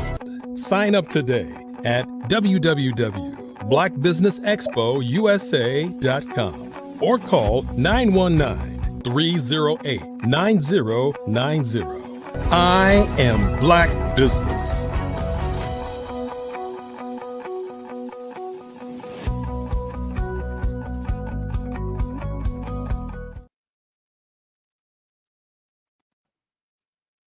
And good morning, business owners, entrepreneurs, thought leaders, and corporations, and welcome to the Black Business Network. My name is Coach Kimberly Williams, and I am your business moderator this morning on the Black Business Network. The Black Business Network is a 24-hour business network showcasing Black businesses, business owners, entrepreneurs, and thought leaders worldwide. We have speakers from North Carolina, London, Singapore, Africa, Japan, and cities all over the United States. The Black Business Network is a global community sharing its business knowledge to empower, inspire, and educate businesses about business. We're going to be hearing from a phenomenal keynote speaker, Mr. Curtis B. Charles. Just a little bit about Curtis B. Charles. With over 15 years of experience in higher education, leadership, and data science, Curtis B. Charles is currently an EdTech impact practitioner at BDAI, where he helps colleges and universities leverage artificial intelligence, machine learning, predictive analytics, and cloud computing technologies to improve their enrollment, retention, graduation, and operational outcomes. He's also a MIT certified data scientist and a senior lecturer in data science and a dean of academic affairs at the University of the West Indies, Five Islands campus. His mission is to use data-driven insights and innovative solutions to address the complex and strategic challenges faced by higher education institutions in the 21st century. He has successfully applied AI and ML to develop course scheduling modules, class optimization, freshman recruitment forecasting, and student retention scoring. He has also led and collaborated with diverse teams of researchers, developers, and stakeholders to design and implement data architectures, platforms, and dashboards that enable data-driven decision making. As a former university president, vice chancellor, and department chair, he brings a wealth of experience and knowledge in academic program development, fundraising, accreditation, partnership building, and institutional transformation. I present to you Curtis B. Charles.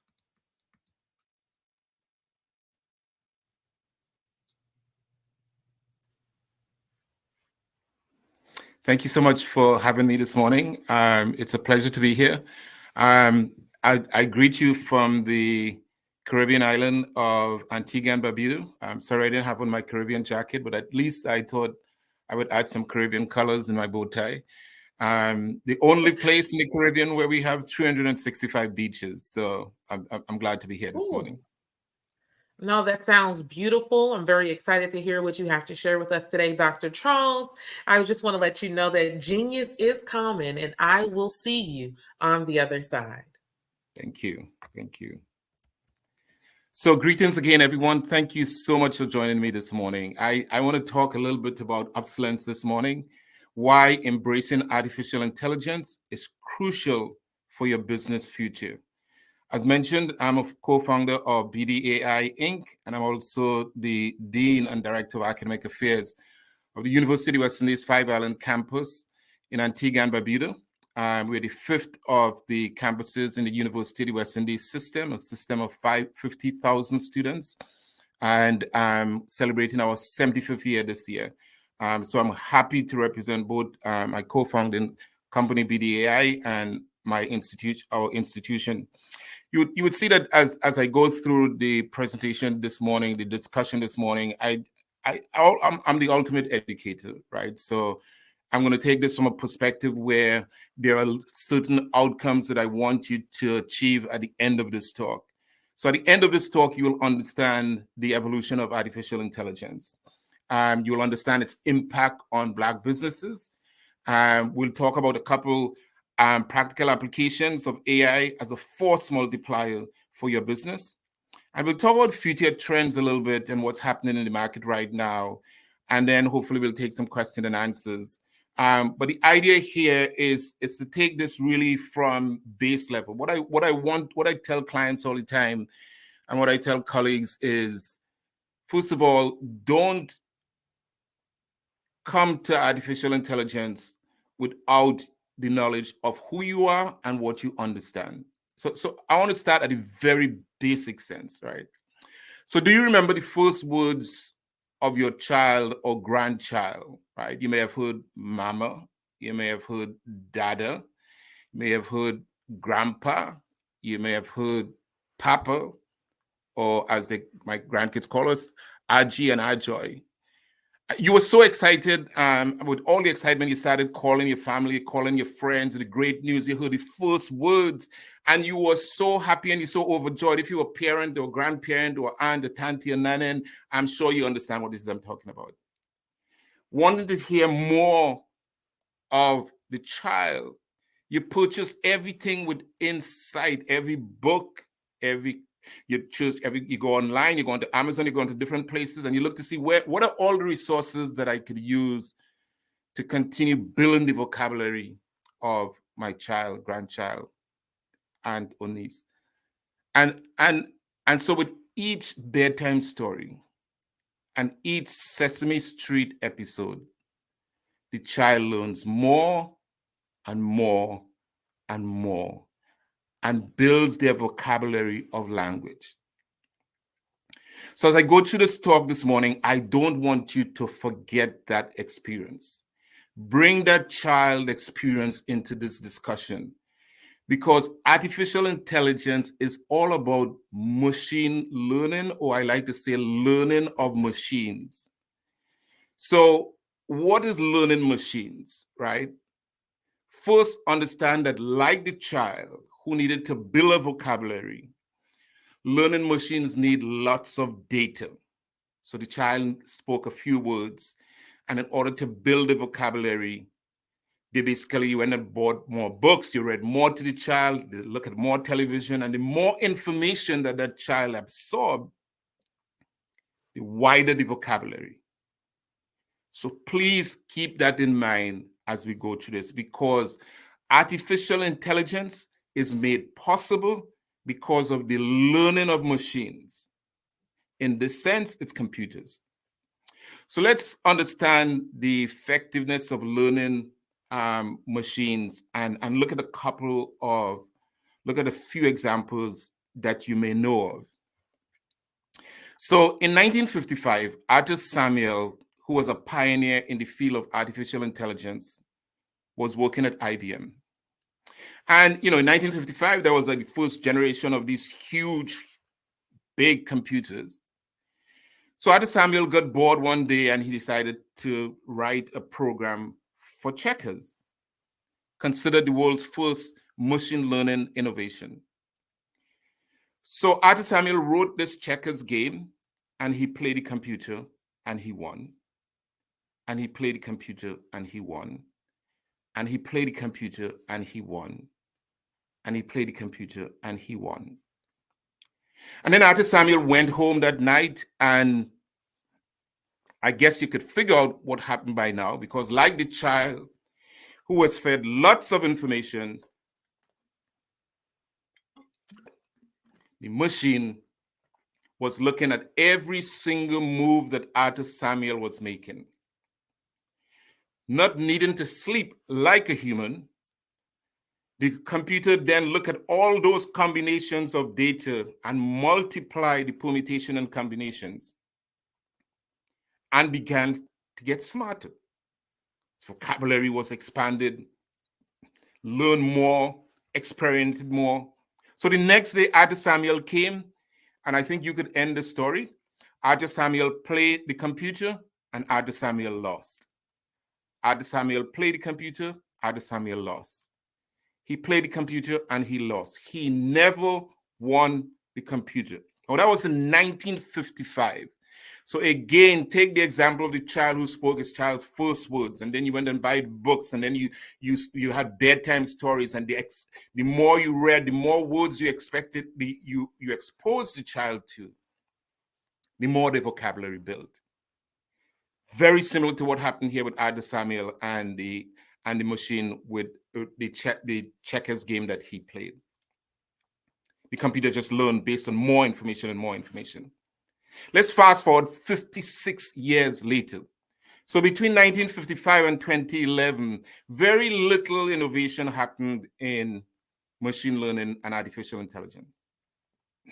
You may recall in the United States of America, there was big news in 2011 when IBM Watson defeated two of Jeopardy's greatest champions. The significance of that moment was the ability of a computer system, or algorithm as we call it in a sense, to process and analyze vast amount of information quickly and accurately. Faster and more accurately than a human being. So what happened with Watson? Watson's system was fed thousands and thousands and thousands of questions and topics around Jeopardy, was able to process that very quickly so that any question that came, so any historical question, it was able to answer, but it was able to use that historical information to also predict new information. Again, the child spoke one word, you went and bought books, exposed the child to bedtime stories, expanded the child vocabulary. The child then began to speak fluently the more it learned. Same thing here at IBM and Watson. But 5 years later, something extraordinary happened in the world of artificial intelligence that has brought us to this day where we are right now, which is the most exciting period for your business. In 2016, Google's DeepMind AlphaGo board program, computer program, defeated the world's champion in Lee Sedol. Lee Sedol was the greatest Go champion. And if you don't know what Go is, please do yourself a favor and your kids and your relatives and purchase a Go game for them this weekend. It is 4,000 years old. No one in China nor anyone in the Middle East thought that a computer could beat the world champions on Go. Go is what the Chinese use for strategy in terms of training professionals, but it also uses discipline. It is the greatest game. It has more moves than we could even think about. Google DeepMind developed AlphaGo that defeated that champion. It was the Sputnik moment for China. About a year later, Xi Jinping, the president of China, called world leaders from all over and made the declaration that by 2025, China would be on par with the United States as it relates to artificial intelligence. And by 2020, China is going to surpass the United States. China is on track right now to almost surpass the United States by 2025. And why is that? Because artificial intelligence needs large, huge amounts of data. And China has more population than we have. So they have the ability to run simulations and try all these different aspects of machine learning that we can't imagine because we don't have the population to match that. So they have the technology, they have the population, and this is a race of artificial intelligence. And for your business, you need to be in the driver's seat. You cannot afford this fifth industrial revolution, which is the convolution of physical, biological, and cyber systems dealing with human beings, where artificial intelligence, machine learning, robotic sensors are dancing this walls within cyberspace and within the hemisphere. You can't afford to let this revolution pass you. So that's why it was so important when I got this opportunity to talk to you about why your business now and the future needs to be involved in it. So far we have talked about a child learning language, the more they read, the build of vocabulary. We have talked about the scientists playing the chess, playing the checkers board, and then the computer learning all its moves and then beating the person the next day. We talked about IBM Watson beating for the first time human beings in Jeopardy, and we talked about China's Sputnik moment in the defeat of the world Go champion. All that has everything to do with data and learning. If there's nothing you get from this, you have to understand that your data in your business is gold. We say that right now that data is the new oil, and it's said right now, if data is the new oil, then China is the new Saudi Arabia. Let that sink in a little bit. So the data you have, the things that you know about your customers, it is exceedingly valuable. So I wanted to ask you this question. If Netflix knows who you are, why doesn't your business know your customers and what they like? Let me try that again. If Netflix and Amazon know who you are and what you like, why doesn't your business know your customers, who they are, and what they like? Listen, when we think about Netflix and the concept behind Netflix and Amazon, both of these systems, let's just take Netflix, it needs humongous, gigantic data using machine learning or learning machines to get deep insights so that they could understand your behaviors.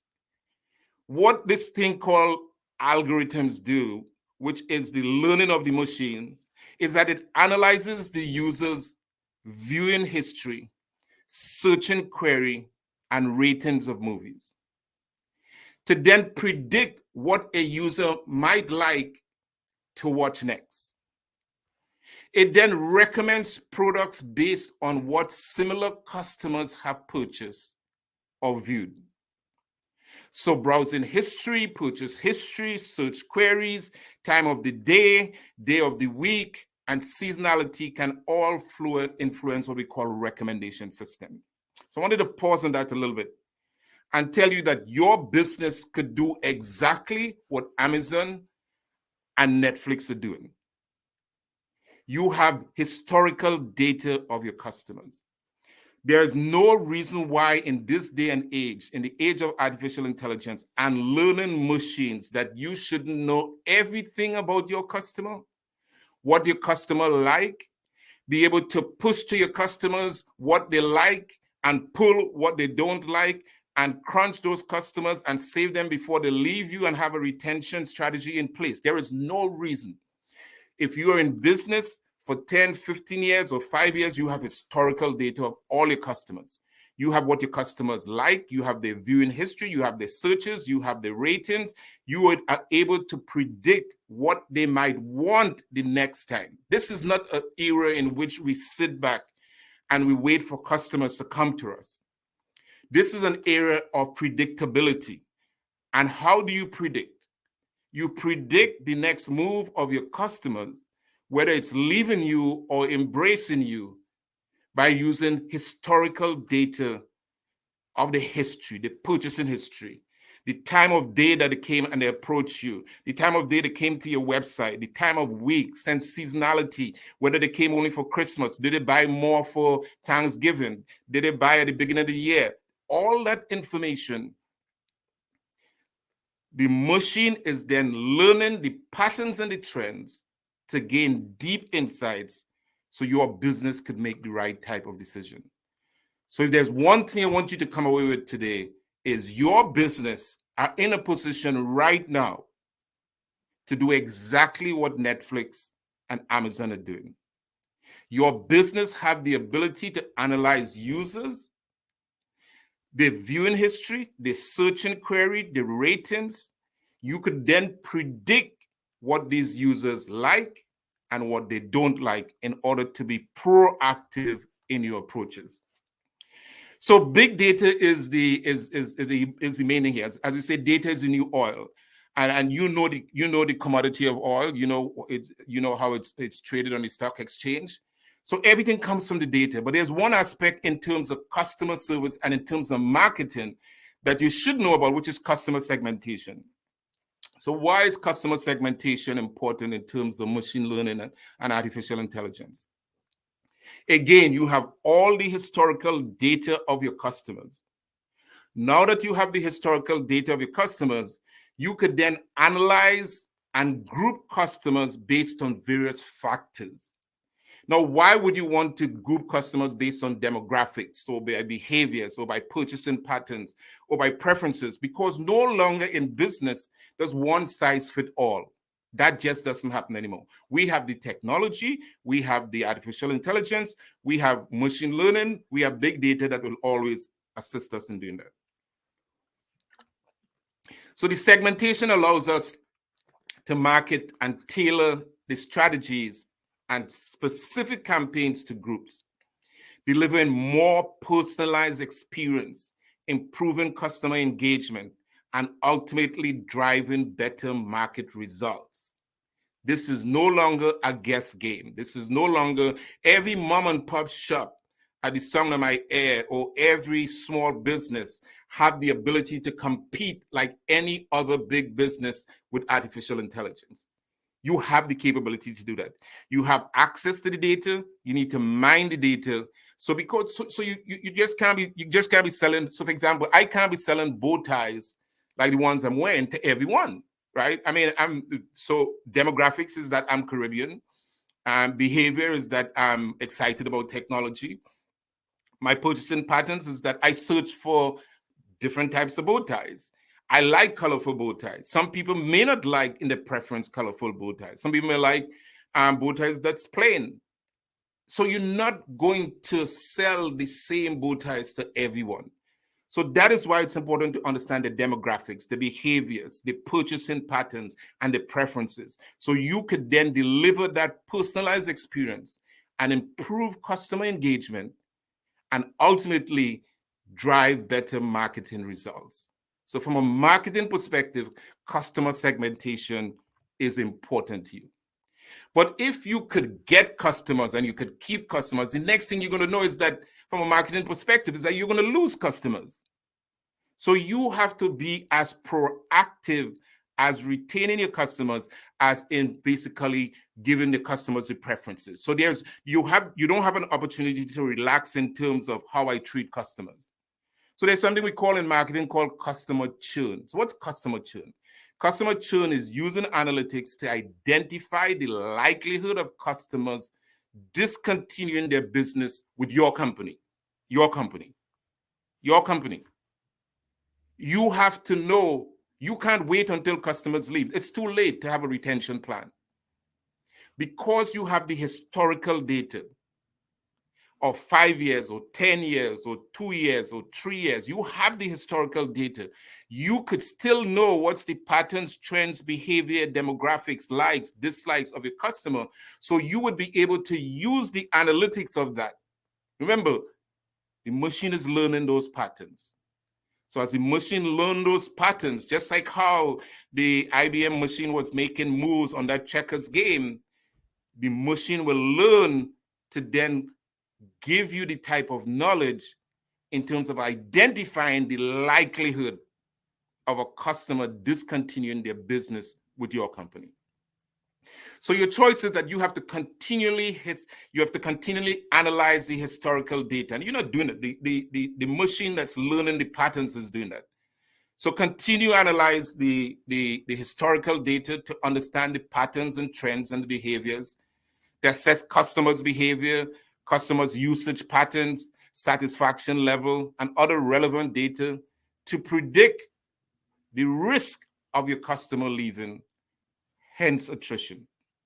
So by identifying these customers, your business can then implement targeted retention strategies to reduce churn rates. You improve customer satisfaction, and then you maintain a stable customer base. So you're not going to, again, just like how customer service and segmentation just now, you're not going to have an attrition or a retention targeted strategy for all your customers. The beautiful thing about data analytics is that now you have the ability to see beforehand, based on the patterns, behaviors, usage, satisfaction levels of your customer before they leave. We are looking at a study in Japan where a bank now could tell whether you're going to be at risk of a loan based on how often you charge your phone. So you are a greater risk if your phone charge runs down to almost zero. Amazing when you think about it. But the patterns and trends of the behaviors of the customers that they have studied have bear out that. So be careful how you charge your phone. Somebody might be looking to see your risk as a lender, as a borrower. So the other thing we want to do is to be scared. So we talked about customer segmentation. We talked about customer chunks. Now we want to make sure that how do I make decisions about future? How does this technology help me forecast the demands of the future? All right, so in business, we probably will say you need to understand your supply chain management. But demand forecasting involves predicting future customers' demands for a product or a service. This includes historical sales data, market trends, seasonal factors, and other relevant variables to estimate future sales. Listen, if there's one pattern you see in this talk today, you'll see that it's all about the data. It's all about historical data. It's all about, once we look at the historical data, what are the patterns, the market trends? What are the seasonal factors? What are the other variables that we're going to look at in terms of predicting future sales? So the accurate demand forecasting will help your business in terms of inventory management, in terms of production planning, in terms of budgeting and strategic planning. That's what we get from mining the data, from understanding the data, because we cannot just run a business hoping that we purchase the right types of product for our future customers, or hoping that the market is going to last for a while and not basically dip, hoping that there's not going to be a recession. The data out there tells us that already. So decision making is one of the practical applications in terms of artificial intelligence in use of your business, so that you could make the type of demand forecasting. Now, when we look at today and we look at future trends, one of the things we look at is, there shouldn't be somebody at the sound of my voice that doesn't know what's a large language model. And if you don't know what's a large language model, you should know what is ChatGPT. And if you don't know what's ChatGPT, you should know that Sam Altman got fired and rehired within a week. Think about that a little bit. The entire company, when Sam Altman got fired from OpenAI, the entire company was ready to walk. For those of you who are old enough, remember when Steve Jobs got fired from Apple? No one was willing to walk with Steve Jobs. And that gives you a sense of the power of this technology at our hand. So we are, from 2016, what happened with AlphaGo and that Sputnik moment for China, to 2023 or 2022, November 2022, I mean, was that accelerated moment in terms of what we now have, generative AI. So generative AI is basically self-generating based on large amounts of data. So if you could think about ChatGPT as a large data set, think about a tributary. Think about a river with all these sources flowing in from tributaries, flowing into a river. That's basically what ChatGPT is. So ChatGPT, the people who build from OpenAI, they scrape data from all over the internet, and then they train this model called ChatGPT-4, so that we could now use this model, and you could use this large language model. So there's not only ChatGPT, there's ChatGPT, there's Brad, there's Claude. There's a slew of them, but probably the one that everybody heard of is ChatGPT. So what does this large language model do for you, right? How does it help your business? Well, for me, it helps me every day, right? Customer service, by handling unique inquiries and providing instant, accurate response, reducing wait time and improving customer satisfaction. I could do that with a customer has an inquiry. Where could I buy X amount of widgets? Who is the supplier? I could go into ChatGPT, and in no time I could find that information. So customer service. Content creation. It could assist in drafting marketing materials, emails, report, and even creative content like articles and social media. You want to create a social media post and you want to have the right song, you want to have speak in active voice, or you want it to speak in affluent manner. You basically ask ChatGPT to do that. We all have had the example where someone has sent us an email, and you want to answer that email like you're not supposed to answer that email. What I do is that I write out the email anyway. I write out the email. I get it all out of my system, and I say what I want to say. And then I ask ChatGPT, could you please write this in the most polite manner that comes across without no emotions? So I got what I needed to get out. ChatGPT helped me out. And I absolutely do that every day. Because every day somebody's going to send us an email that we know they probably should not have sent you, and you want to send your soul. But you don't send your soul because ChatGPT is there to help you. The next thing is data analytics. So ChatGPT and these large language models could help you extract insights from large data sets, summarizing the information and answering data-related questions. So there's a free ChatGPT version, and there's one that's $20 an hour, $20 a month. And it was really interesting. When ChatGPT came out, there was a questionnaire that asked, how much do you think you want to pay for this? And I mean, I remember saying, I'm interested in, I would pay $300 a month because I think it's that value for business. So you could basically you could write something and ask ChatGPT, give me a sentiment analysis to give me the tonality of this letter that I'm writing, or the tonality of this data analytics that I have here. So you could take all your data that we talked about earlier, and you could then run it, dump it into ChatGPT and say, okay, give me the insights into this data and give me a sense of which customers you think might be interested in moving. And cost efficiency and innovation. Those are some of the areas that I think is going to be really important in these large language models. Thank you so very much, Dr. Charles, for that poignant response, the rebuttal regarding AI and the use of AI for our business growth. I'm very excited to talk to you guys about the Black Business Expo's mission, and it's to raise funds for high school seniors going to college or K through 12 entrepreneurs. And this expo is a fundraiser for students. And you may go to Black Business Expo USA.com to donate to the scholarship fund, or use our Cash App. It's $BBXUSA. Our goal is to give laptops and up to $5,000 to 10 students. Students can register online at www.blackbusinessexpo.usa.com. And of course, we want to thank our Black Business Expo USA sponsors for the month of November 2023.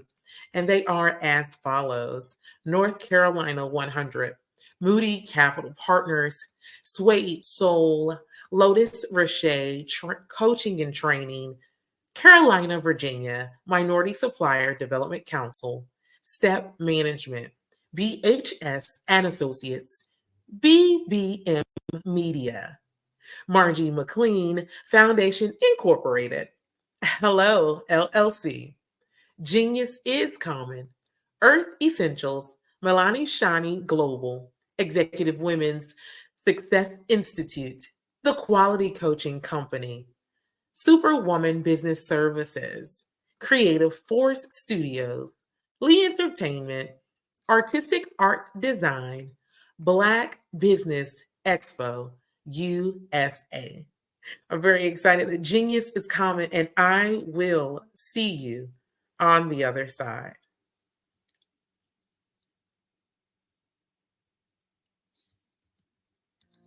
Did you know that approximately 333.34 million businesses exist today, according to a report from 2021? And you may be one of those businesses, or maybe you're not in the business market yet, but you're aspiring to be a business owner.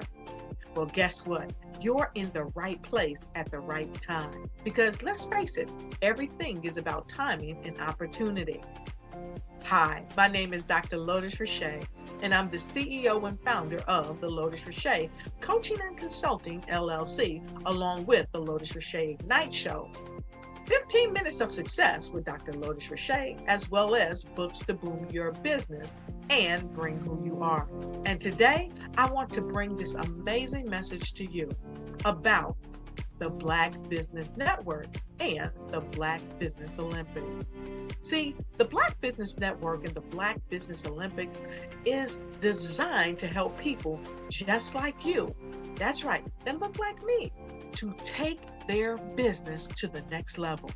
Not just in your front yard or your backyard, but globally. The Black Business Network and Black Business Olympics is designed not to just help you survive, but to help you thrive. So join us today as we come together with businesses all around the world to support our students, our children, our young teens, our young entrepreneurs. What we do is we come together to help raise funds for students, who are aspiring to be business entrepreneurs, who are aspiring and who are thriving in college. We endow them with a wonderful opportunity to gain scholarship of either a laptop or several thousands of dollars. And we invite you to help be a contributor to this amazing opportunity to help someone that looks just like you. So join us today at our website and let us connect with you and help you ignite and take flight in every area of your life on the Black Business Network and the Black Business Olympics. I'll see you on the other side.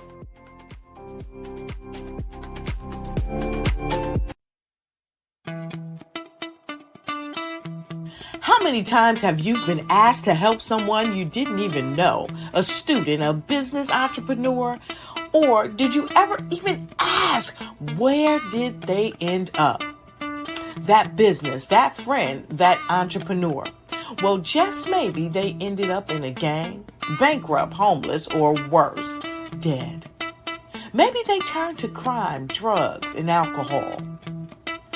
Did you ever wonder? Did you destroy their dream, or was your life always so easy? At the Black Business Olympics, we started a movement to help students complete.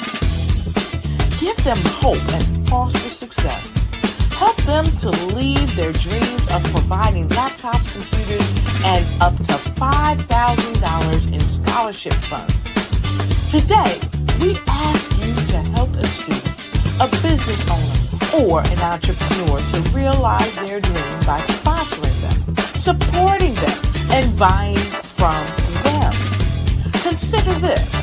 With $1.6 trillion in our Black community, we only ask for a small donation for our students, our businesses, and our entrepreneurs. And you can change a life today. So I ask you, what are you going to do? Sit on the sideline and watch our students in high school be losers, miss out on their dreams from lack of resources? Or are you going to donate to the movement and change their future and yours as well? Give us a call today at 919-308-9090. Change their life by investing with action to the Black Business Olympic Fund. The Black Business Olympics, one of the largest business showcases of Black business in the history of the world.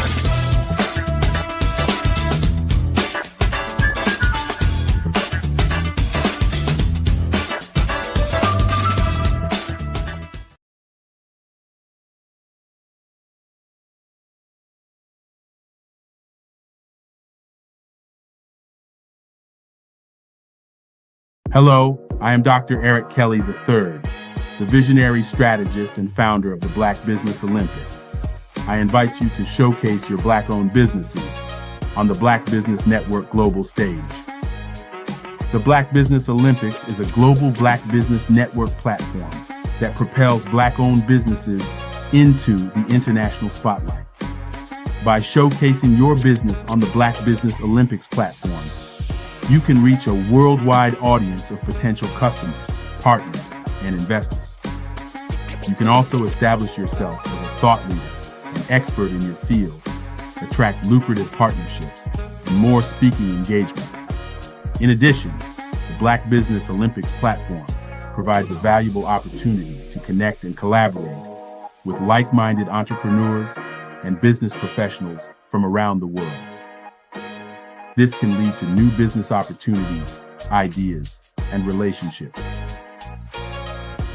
Finally, by sharing your story and expertise on the Black Business Olympics platform, you can inspire and empower others.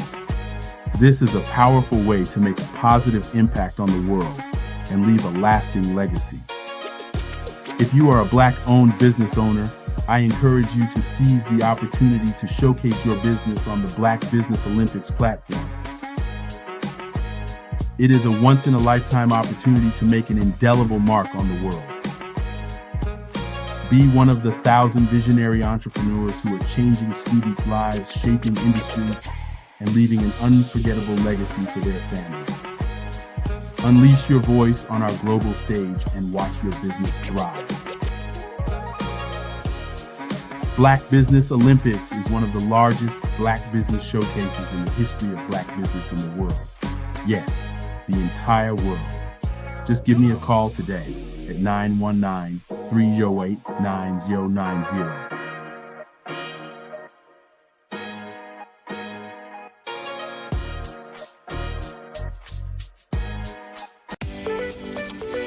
You are in the right place at the right time. The Black Business Network opens again for its Black Business Olympics, a 24/7 broadcast on business, strategies, global branding, social media marketing, finance, advertisement, and much, much more. Featuring the top, most powerful entrepreneurs and speakers and thought leaders from all around the world as they gather together for this phenomenal event. Join the Black Business Network streaming live into the metaverse, STEM City, USA, Black Multiverse, Pod TV, Roku, Hulu, iHeartRadio, Apple TV, YouTube, TikTok, Instagram, Google Podcasts, Facebook, LinkedIn, IBM TV, Spotify, and Twitch. Tune in today and be a part of this amazing movement. The Black Business Olympics welcomes you.